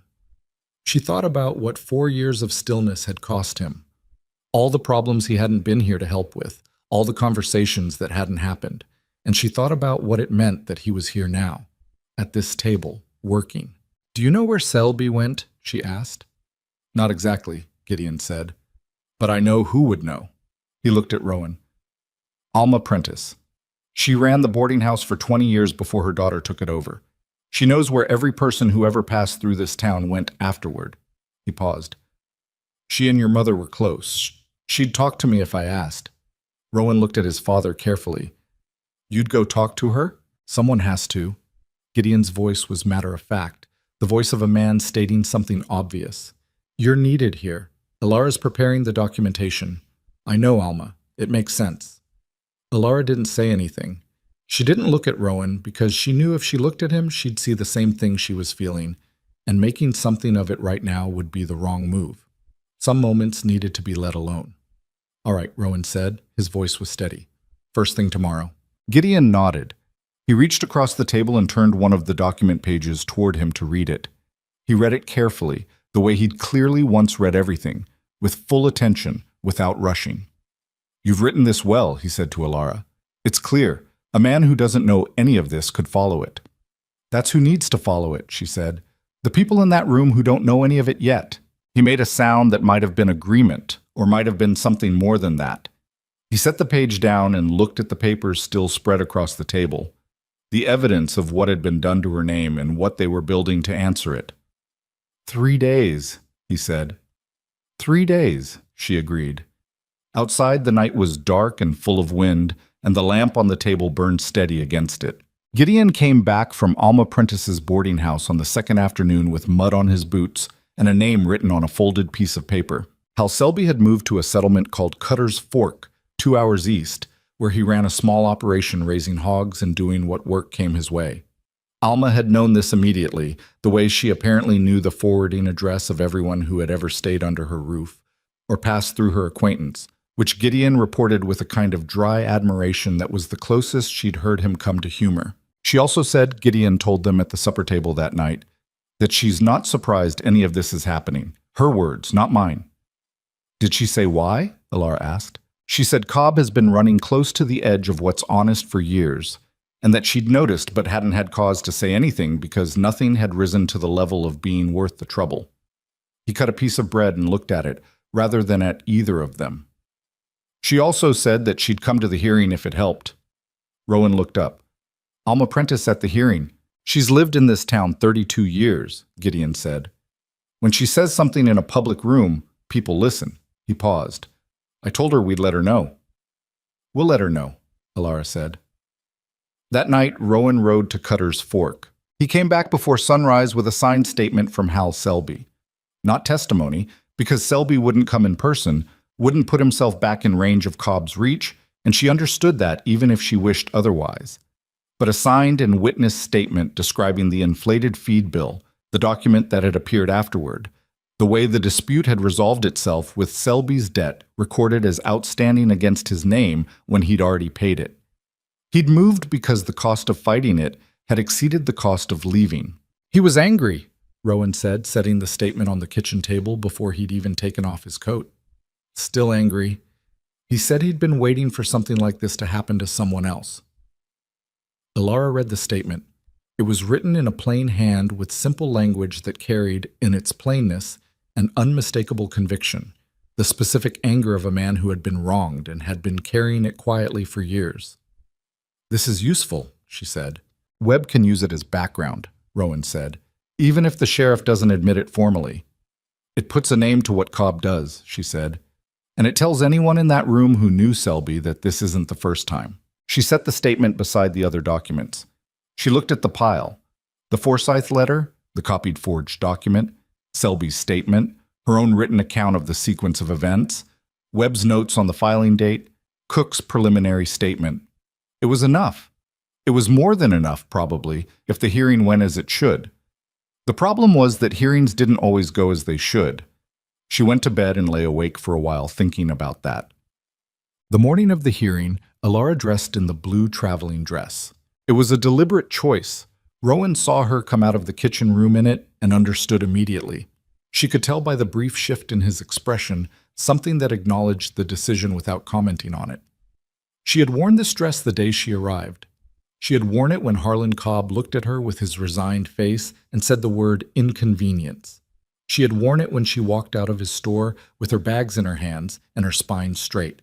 She would wear it today. Gideon was already at the kitchen table when she came through, his own coat on, his hair combed in a way that suggested he'd made an effort. He looked at her and nodded once, the nod of a man who approves of a decision but doesn't feel the need to explain his approval. They drove to town in the wagon, the three of them, in an early morning that was cold and clear and still, the frost on the grass catching the low light, and the road hard under the wheels. Nobody talked much. There wasn't a lot that needed saying at this point. The preparation was done. What remained was the doing. The community hall was a long, low building beside the church, with bench seating down both sides and a raised platform at one end where a table and several chairs had been set up. Sheriff Aldridge, a compact, careful-faced man in his 50s, who gave the impression of someone who had spent a career trying to make the least disruptive possible decision in every situation, was already at the table when they arrived. Webb was there too, standing near the platform with a leather case of documents, and Cobb was there. With two lawyers Alara hadn't seen before, both of them in better suits than anything Dry Creek normally produced, both of them with the particular expression of men who were paid to project confidence and were doing their job. Cobb himself wasn't looking at her. He was talking to one of his lawyers in a low voice, with his shoulder half turned, which was the posture of a man who had decided that not acknowledging something was a strategy. People were coming in. That was the part she hadn't quite prepared herself for. The number of people. She had known it was a public hearing and that people would attend, but the reality of watching Dry Creek fill the benches of the community hall was different from the abstract knowledge of it. Ranchers and their wives, shop owners. The woman from the bakery who sat near the middle and looked at Alara with an expression that was harder to read than she'd have liked. Alma Prentice, near the front, in a good wool coat, with the settled posture of a woman who had attended many important events in this room and knew how to be present in one. Ben Cook came in toward the back and found a seat near the wall. He caught Alara's eye briefly and looked away. And then, near the door, she saw Delia Forsyth. She hadn't expected that. The young woman was standing just inside the entrance, alone, not with her father, not with Harlan Cobb, in a plain dress without the expensive quality of the one she'd been wearing the day Alara met her. She looked younger today, and also somehow more serious. She met Alara's gaze for a long moment, and then she went and sat in the back row, on the side away from Cobb's lawyers. Alara filed that away and turned back to Webb. "Forsyth isn't here," Webb said quietly. "His lawyer sent a letter stating he has no involvement in the matter and will not be appearing." "Of course he won't," Alara said. "It may work against us. If he's not here, the sheriff can only rule on what's directly in front of him. the forged document and Cobb's direct role. The larger scheme becomes context rather than the central charge. Then we make the context impossible to ignore, she said.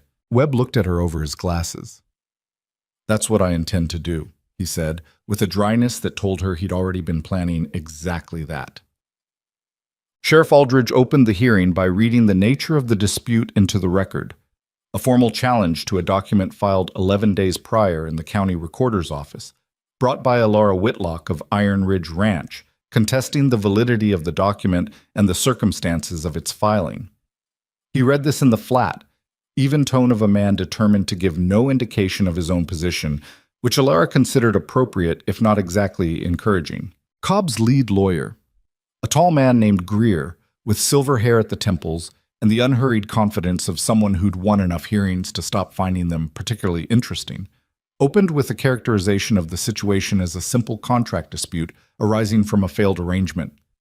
He was smooth. He made Alara sound like a woman who had agreed to terms and then failed to meet them, with no malice from anyone and no story beyond that. He was good at making things small. Webb was not smooth, which turned out to be an asset. He was direct and precise and slightly impatient in the way of a man who found obfuscation professionally irritating.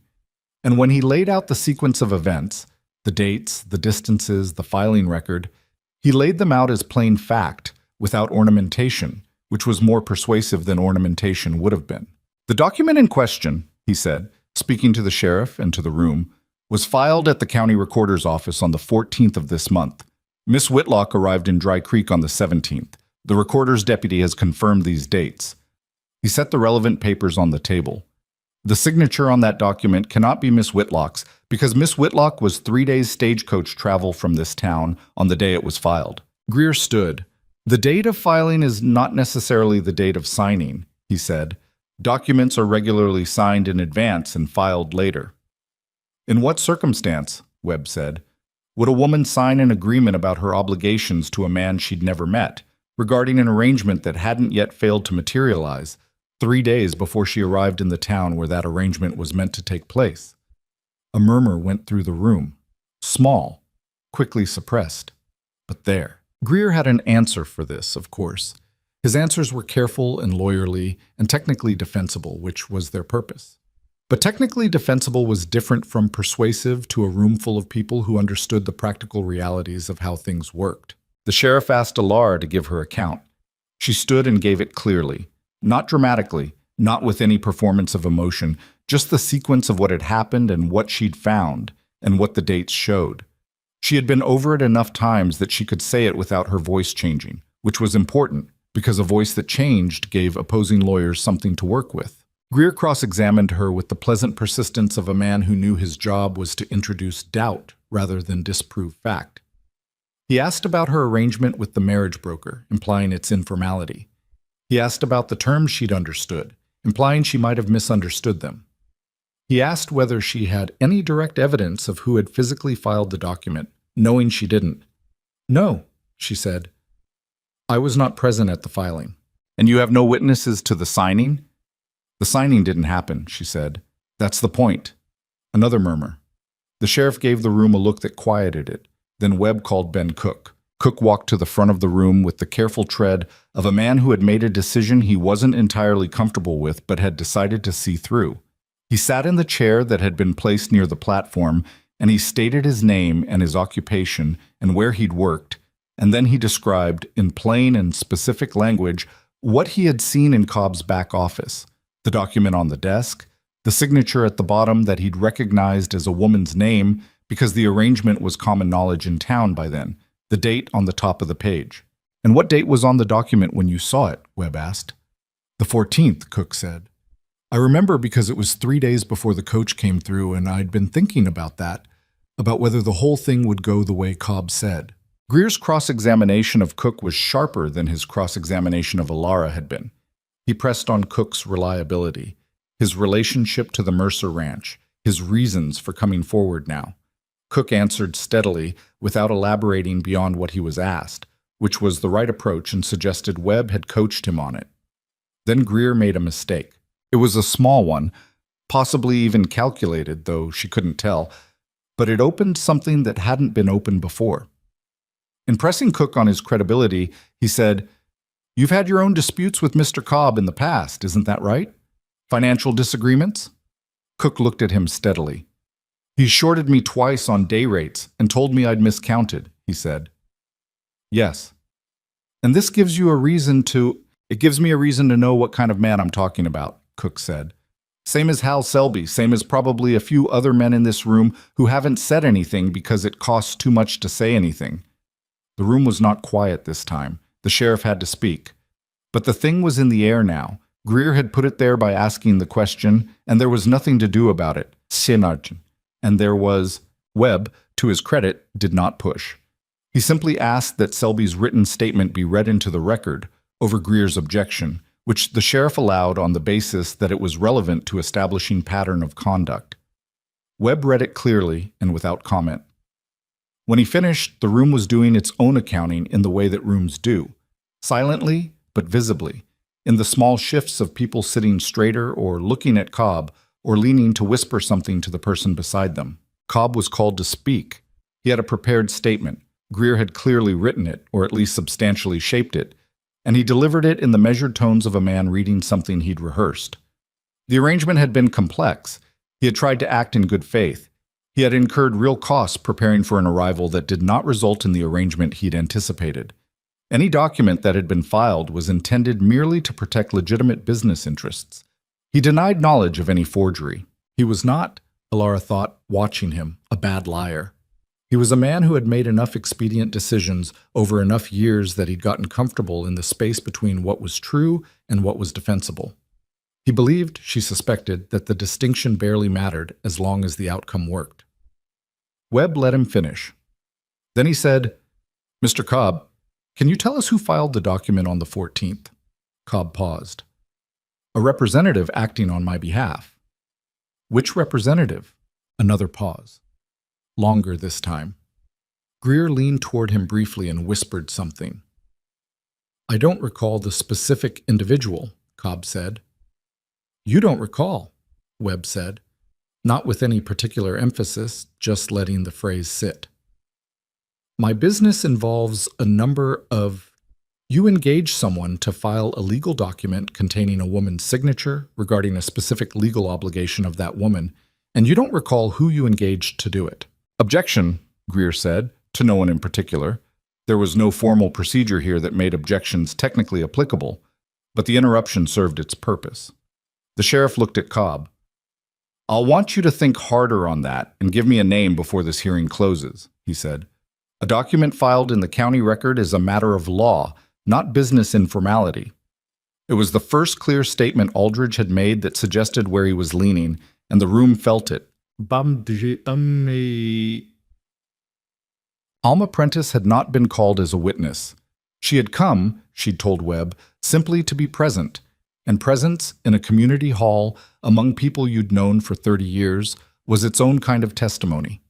But when Greer, in his closing remarks, characterized Alara as an outside party whose interests needed to be weighed against those of an established community member, Alma Prentice said, from her bench near the front and without standing, "She's not outside anymore." She said it in the way of someone making an observation rather than an argument, simple and level. Greer looked at her. The sheriff looked at her. Half the room looked at her. She didn't add anything. She didn't need to. The sheriff called a recess to deliberate, which meant he left the room for 40 minutes while the hall divided into the particular arrangement of people sorting themselves by what they thought and who they were willing to say it near. Alara sat with Rowan and Gideon at the front. Gideon hadn't spoken during the hearing, but he'd been present in the particular way of a man accustomed to sitting on a fact and letting the right moment find him, and she'd been glad of his solid weight beside her on the bench. "You did well," Rowan said quietly. "Webb did well," she said. "Both things can be true." She looked at her hands in her lap. Across the room, Cobb was standing with his lawyers in a tight configuration, their heads close. He hadn't looked at her once during the proceedings, which she now understood was intentional. Looking at her would have required him to see her as the person she was rather than the problem she represented, and he hadn't been prepared to do that. She thought about Thomas's letter, private disappointments. She thought about the stagecoach and the dust, and the moment her boot had hit the main street of Dry Creek for the first time, Full of an anticipation she was already, though she didn't know it yet, too late to spend. Near the door, Delia Forsyth was still sitting in the back row. She hadn't left during the recess. Alara looked at her for a moment, and the younger woman looked back, and something passed between them that wasn't friendship exactly, but was a kind of acknowledgement. Two people who had been pieces in someone else's arrangement and were doing what they could with that. Then the sheriff came back. He took his seat at the table. The room settled. Aldridge had the deliberate quality of a man who had made up his mind and was preparing to say it in a way that minimized the risk of being misquoted or misremembered. "The document filed on the 14th of this month in the county recorder's office," he began, "cannot be verified as legitimately signed by Alara Whitlock on the basis of the evidence presented today. The filing date precedes her arrival in this county by 3 days, which is a material fact that has not been satisfactorily explained by the respondent." He looked at Cobb briefly, then back to the room. "I am ordering the document voided and struck from the county record. Any claim arising from it is null." One of Cobb's lawyers started to stand. The sheriff looked at him. "I'm also referring the matter of the filing to the county prosecutor's office for review," Aldridge continued, "on the basis of potential fraud in the presentation of a false instrument. That review will determine whether further proceedings are warranted." Greer was on his feet now. "Sheriff, your client has the right to respond to any inquiry from the prosecutor's office through appropriate channels," Aldridge said. "This hearing is closed." The room did not erupt. It was not that kind of room. What happened instead was a slow, specific shift, the sound of people exhaling, of benches creaking, of something that had been held in suspension releasing into a different state. Alara sat with it for a moment. She felt the relief, which was genuine, and the exhaustion underneath the relief, which was also genuine, and underneath both of those a feeling she didn't immediately have a name for, something like the sensation of standing on ground that had just been confirmed solid after a long time of not being sure. Rowan said nothing. He put his hand briefly on the table in front of her, not touching, just present. Gideon exhaled slowly beside her. Webb was packing his case. He caught her eye and gave a single nod, the nod of a man who had done what he came to do and was satisfied with the execution. Cobb left quickly, his lawyers bracketing him on both sides, the configuration of men managing an exit. He passed close to where Alara was sitting and still did not look at her. She didn't try to catch his eye. There was nothing useful in it. She stood up. People were moving around her now, the hall clearing in the slow way of a crowd that isn't entirely sure if it's appropriate to talk to the person at the center of what just happened. The bakery woman, she'd learned her name was Clara Marsh, stopped near her and said, "I'm sorry for how I looked at you on the street that first day." Her voice was uncomfortable with the apology, but determined to get through it. "I should have minded my own business." "It's all right," Alara said, because it was, more or less, or would be. Alma Prentice came and took both her hands briefly. She had a firm grip, and she looked at Alara directly and said, "Come and have supper at the boarding house sometime. I mean it." Then she let go and moved toward the door with the steady gait of a woman who had other things to do. Ben Cook found her near the door. He looked tired and also like a man who had just set down something heavy and wasn't sure yet how to walk without it. "Thank you," she said. He shook his head slightly. "It needed doing." He paused. "I'll be all right. Whatever Cobb does next, I'll manage." "If you need anything," she said. He nodded. He went.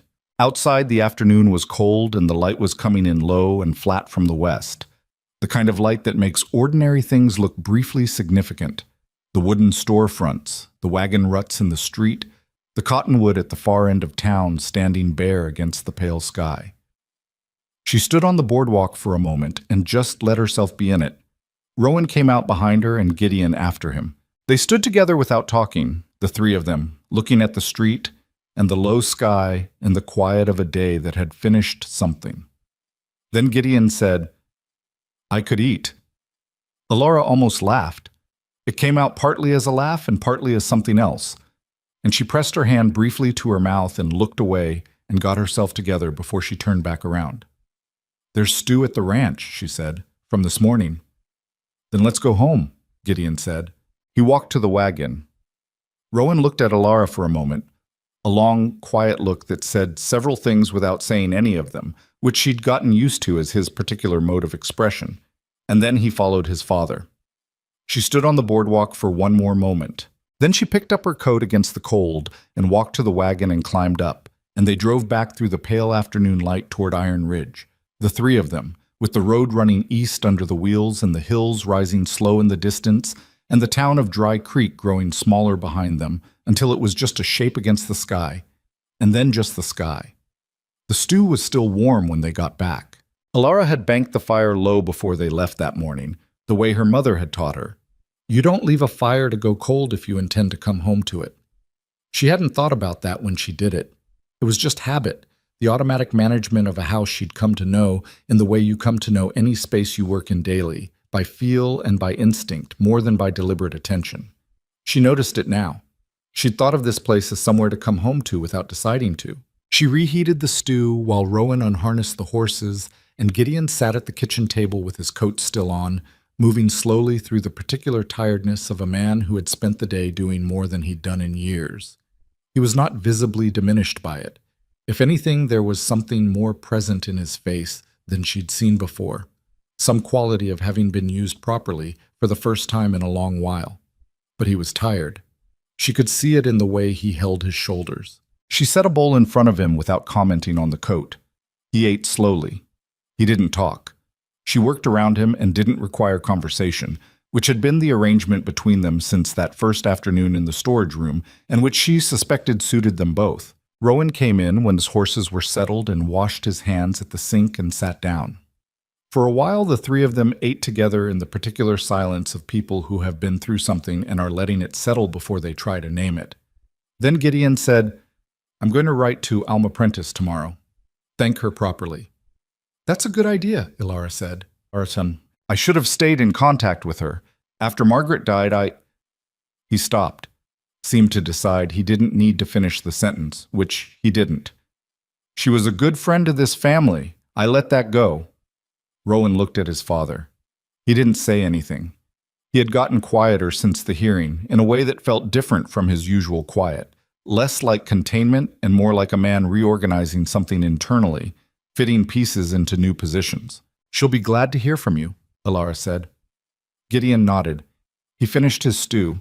He looked at the bowl for a moment, and then he looked up and around the kitchen, at the clean stove, the organized shelves, the curtains that had been washed and rehung in the first week, and were now just part of how the kitchen looked. And something moved through his expression that she didn't try to interpret too specifically. "I'm going to bed," he said. He stood up and picked up his bowl and put it in the basin, which he had never done before.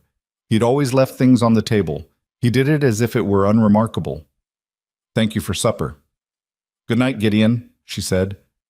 He went down the hall. They heard his door. Rowan and Alara sat at the table in the quiet of the kitchen, and outside the wind was doing its low thing under the eaves, and the lamp was burning, and the stew pot on the stove was still faintly steaming. "He put his bowl in the basin," Rowan said. "He did." A pause. "He hasn't done that in 4 years." "I know." Rowan looked at the basin and then at the table and then at her. She met his eyes. There was something in the moment that required neither of them to dress it up or assign it more weight than it could carry.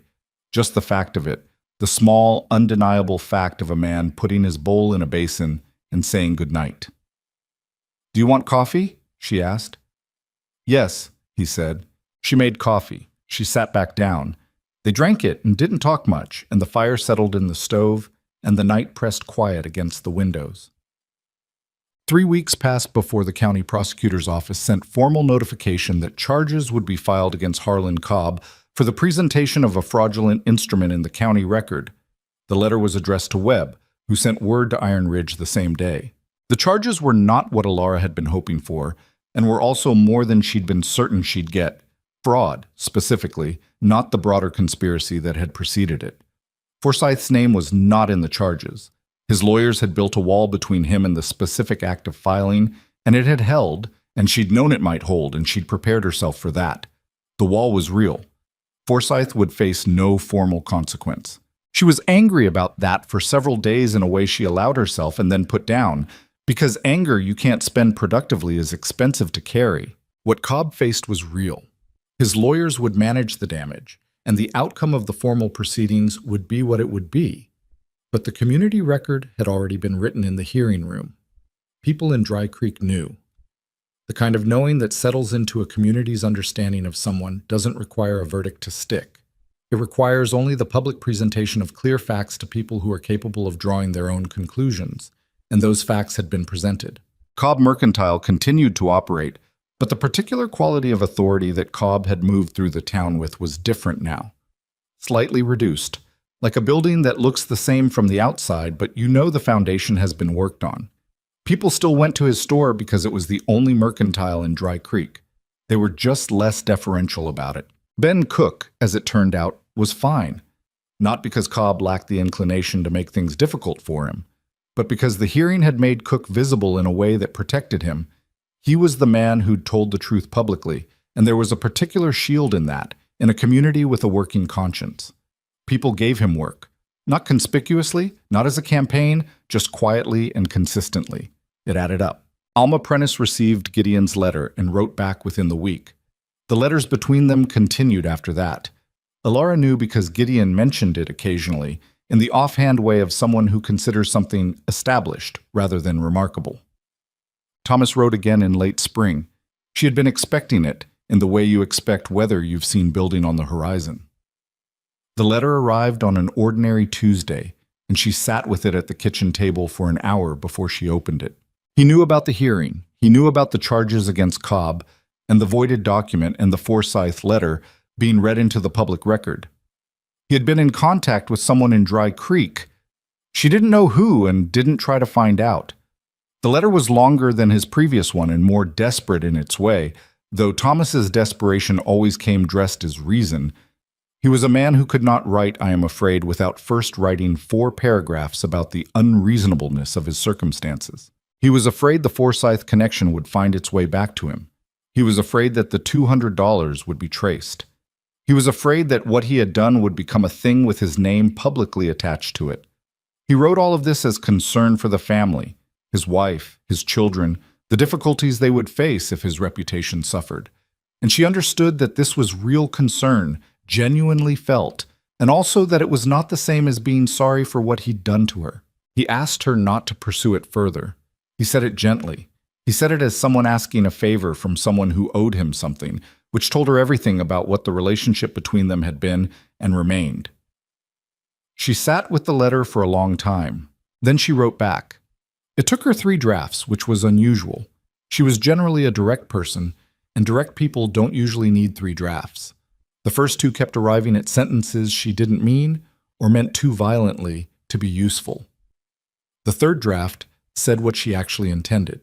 She told him she wasn't going to pursue anything further, that the case was closed, the document was voided, the record was set, and she had no interest in extending any of it into a pursuit of him.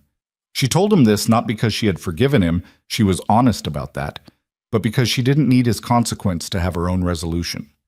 Those were 2 different things, and she was clear enough about the difference to let his piece sit where it was. Then she told him something she hadn't planned to say until she was writing it. She told him that she'd been afraid her whole life of being the thing he'd always told her she was, a burden, a complication, someone who cost more than she was worth, that she had organized herself around that fear without knowing she was doing it, that coming out here, taking the position with Cobb, the whole arrangement, part of it had been trying to prove him wrong by making herself small enough that she wouldn't cost anyone anything, which was a backward kind of proof.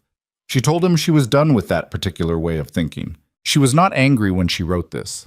She was clear, which is different from not being angry. She was still angry, underneath, in the slow-burning way of someone who has been carrying something heavy and has decided to set it down rather than throw it.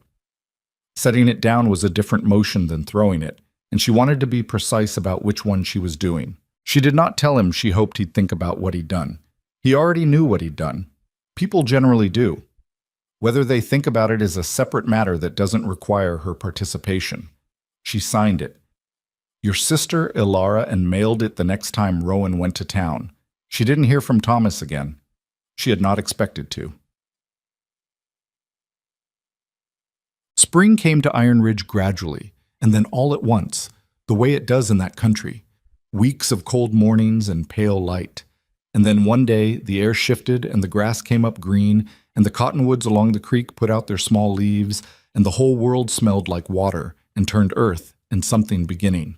Elara planted a kitchen garden. This was not discussed or approved or presented as a plan.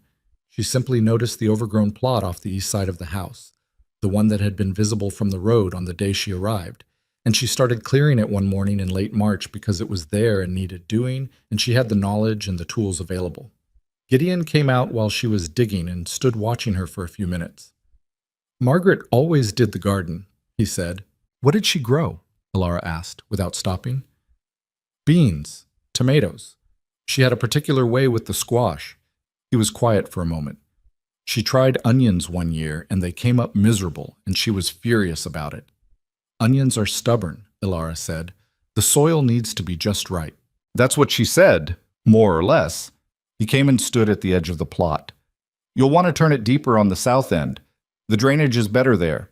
Margaret used to put the tomatoes along that row." She turned toward the south end and dug deeper. He watched for a while, and then he went inside and came back with a second spade. And without making any announcement about it, he started working the other end of the plot. They worked in silence for a while, the two of them, the sound of the spades in the earth, and the birds somewhere in the cottonwoods and the wind coming across the grass warm for the first time that year. "I don't know if I can do the squash like she did," Gideon said at some point. "Tell me how she did it," Elara said. He told her. Some of it was useful information about spacing and watering, and some of it was just the telling, the specific memory of watching someone do a thing and the way that memory has its own separate life from the practical information it contains. She listened to both parts. She asked questions about the useful parts and let the other parts go where they needed to go. By the time Rowan came around the side of the house and found them, they'd cleared half the plot.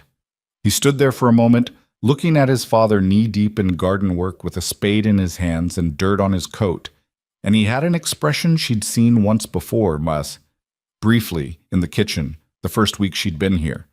The look of someone recalibrating against the weight they'd been braced to carry. "There's fence work needs doing on the north pasture," he said after a moment.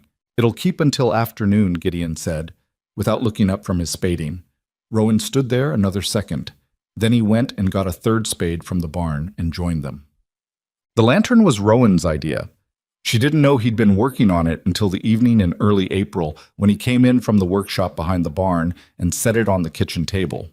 It was small, hand-carved wood with a glass panel on 3 sides, sturdy enough to last and plain enough to be honest about what it was. He'd put a hook on the top for hanging. "For the kitchen window," he said. She looked at it. She picked it up and turned it in her hands, feeling the quality of the carving. Not decorative, not showy, just careful and solid, and made with enough attention that you could see someone had cared about getting it right. "When did you make this?" she asked.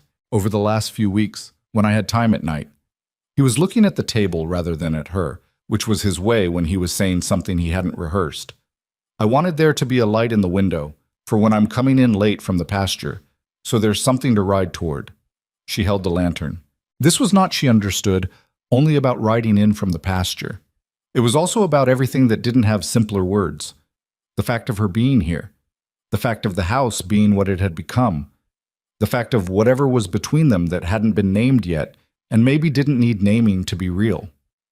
"It's a good lantern," she said. He looked up. "It is," he agreed. She carried it to the kitchen window and hung it on the hook she'd put there weeks earlier for no particular reason, except that it seemed like a sensible place for a hook. She lit the candle inside it, and the light came out warm and steady through the glass panels. They stood looking at it for a moment. "Rowan," she said. "Yeah. I'm not going back to St. Louis." He was quiet. She could hear him breathing, slow and even, the way he breathed when he was being careful. "I didn't think you were," he said. "I want to say it clearly," she said, "not because I have nowhere else to go. I could go somewhere else. I have skills, and I've saved enough, and I could find another position. I'm saying it because this is where I want to be." She turned away from the window and looked at him.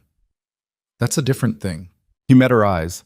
The lantern light was throwing warm shadows across the kitchen, across the clean stove, and the organized shelves, and the table where Gideon had sat down for the first time in 4 years to eat a meal like a person. "Yes," he said. "It is." They stayed like that for a moment, not moving toward each other, not making anything happen, just standing in the same kitchen in the same light with the same understanding between them. Some things don't require immediate action. Some things are real enough in themselves to be allowed to be what they are without being pushed into the next thing before they're ready. She turned back to the window. Outside, the dark was complete and the stars were out, and the cottonwoods were just a sound in the wind. "You should probably go check on Gideon," she said. "He overdid it in the garden today. His hands were stiff at supper." "He won't thank me for noticing." "No," she agreed, "but notice anyway." He went down the hall. She heard him knock, heard the low exchange of voices, heard Gideon's gruff response and Rowan's quieter one. She heard the particular sound of that, two men in a hallway learning, slowly and badly, how to talk again.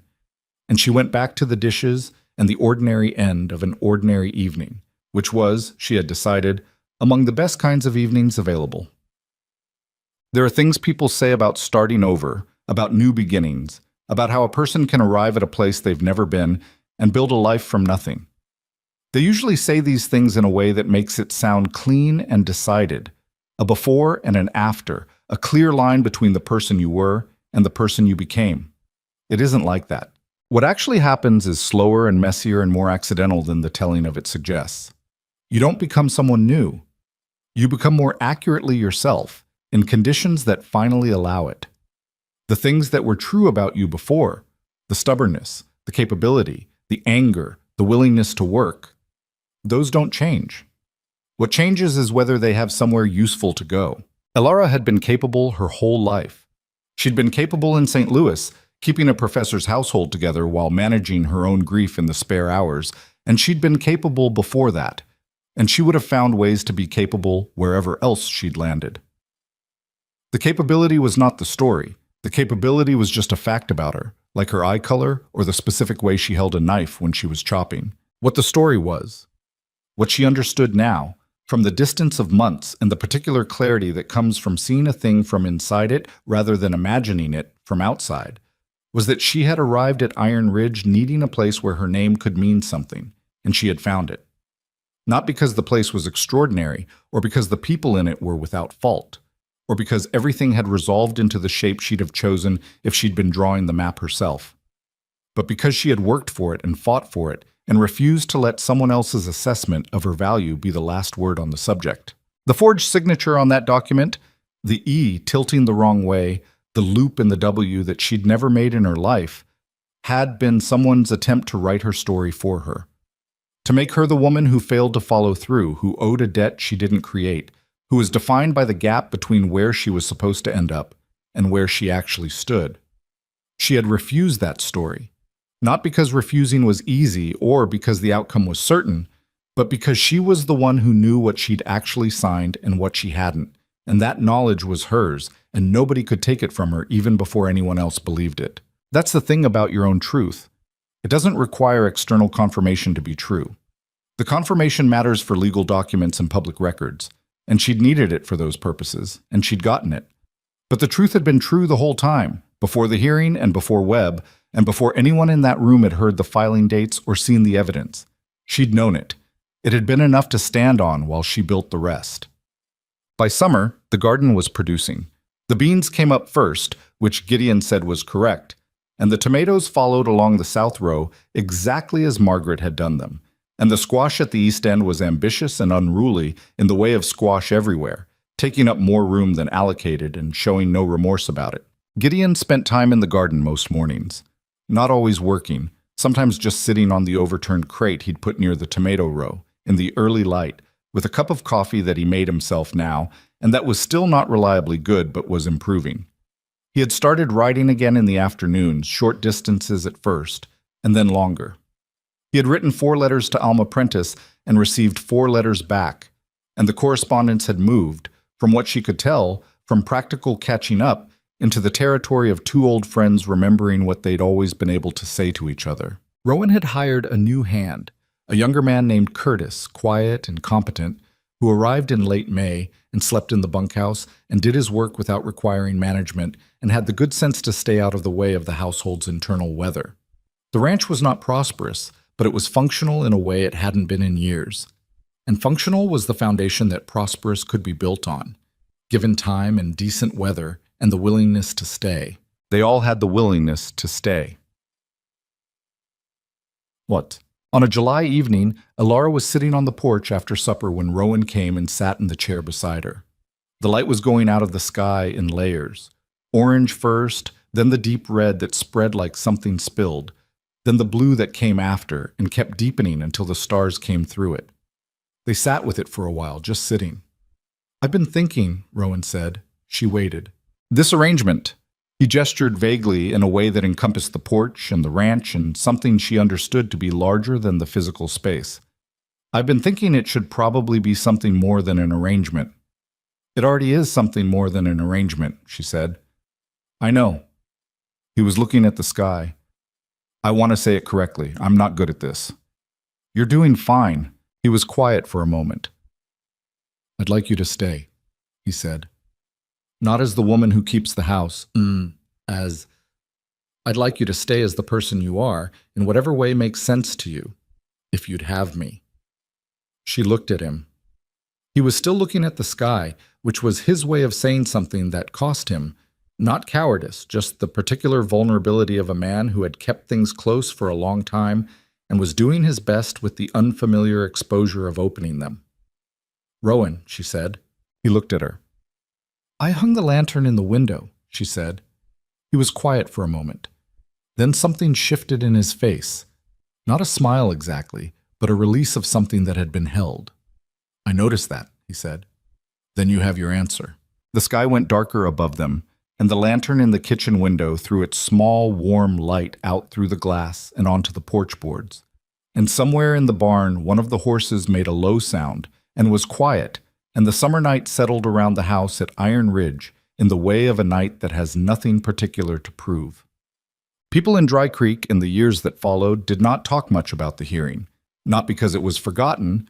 Small towns don't forget things, they just find new locations to store them, but because it had been absorbed into the larger story of the place, the way events always are eventually. It became context rather than event, the background against which other things happened. What people talked about, if they talked about Iron Ridge at all, was the garden that you could see from the road in the summer, and the way the old Mercer place had come back to itself after years of looking like something abandoned by its own life. They talked about Gideon Mercer being seen at the feed supply, at the post office, at Alma Prentice's table on occasion, looking like a man who had decided to still be in the world and had made his peace with the decision.